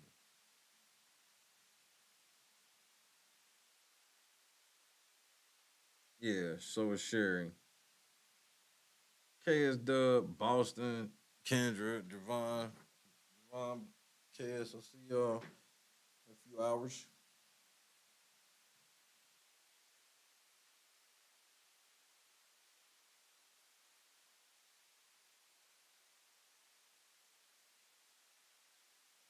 I am the fuck up out of here.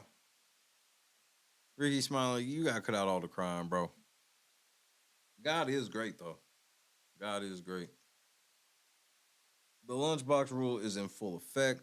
I'm gonna go get me something to eat, and I'm gonna give me a preview of this wrestling going on. Cause obviously watching it 2-3 times, it don't matter to me. You gotta get the ish right. If all's right, we're gonna have an LNC wrestling update tomorrow. Or actually today. But then again, yeah, I'm probably lying. Lunchbox rules in full effect. God is great. See y'all in a minute. Peace.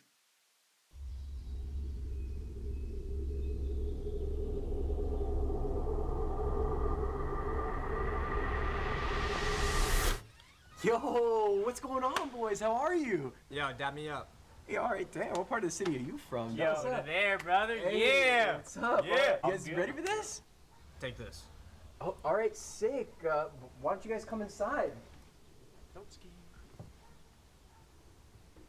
These are the guys. I'm Octavius Gray. And I'm Steve. Steve LeBlanc. It's okay, I have bacon here, right?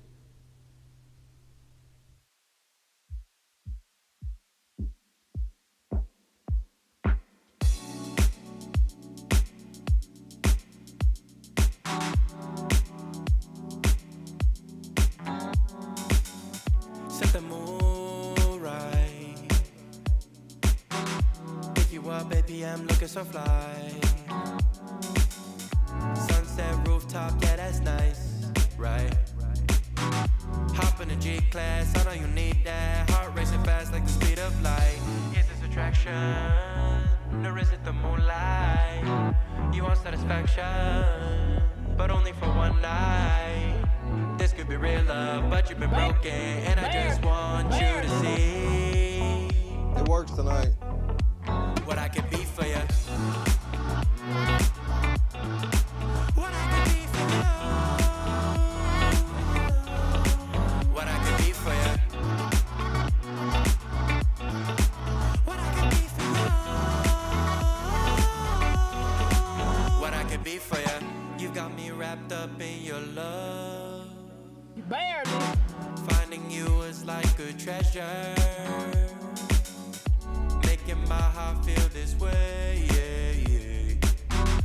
And I'll treat you so damn special. What you did, who you were with, I don't care about those days. When I'm with you, I won't complain. Share your success and heartbreaks. Yeah, you know I stay by your side. Never leave you dissatisfied. But I need you to let me know. Is this attraction, or is it the moonlight? You want satisfaction, but only for one night. This could be real love, but you've been broken, and I just want you to see My name is Jeff. what I could be for you. What I could be for you. What I could be for you. What I could be for you. What I could be for you. Baby girl, it's just one night. Yeah, baby girl, it's just one night. Oh, yeah, it's just one night. Yeah, baby girl, it's just one night. Yeah, girl, it's just one night. Yeah, baby girl, it's just one night. Oh, yeah, it's just one night. Yeah, baby girl, it's just one night.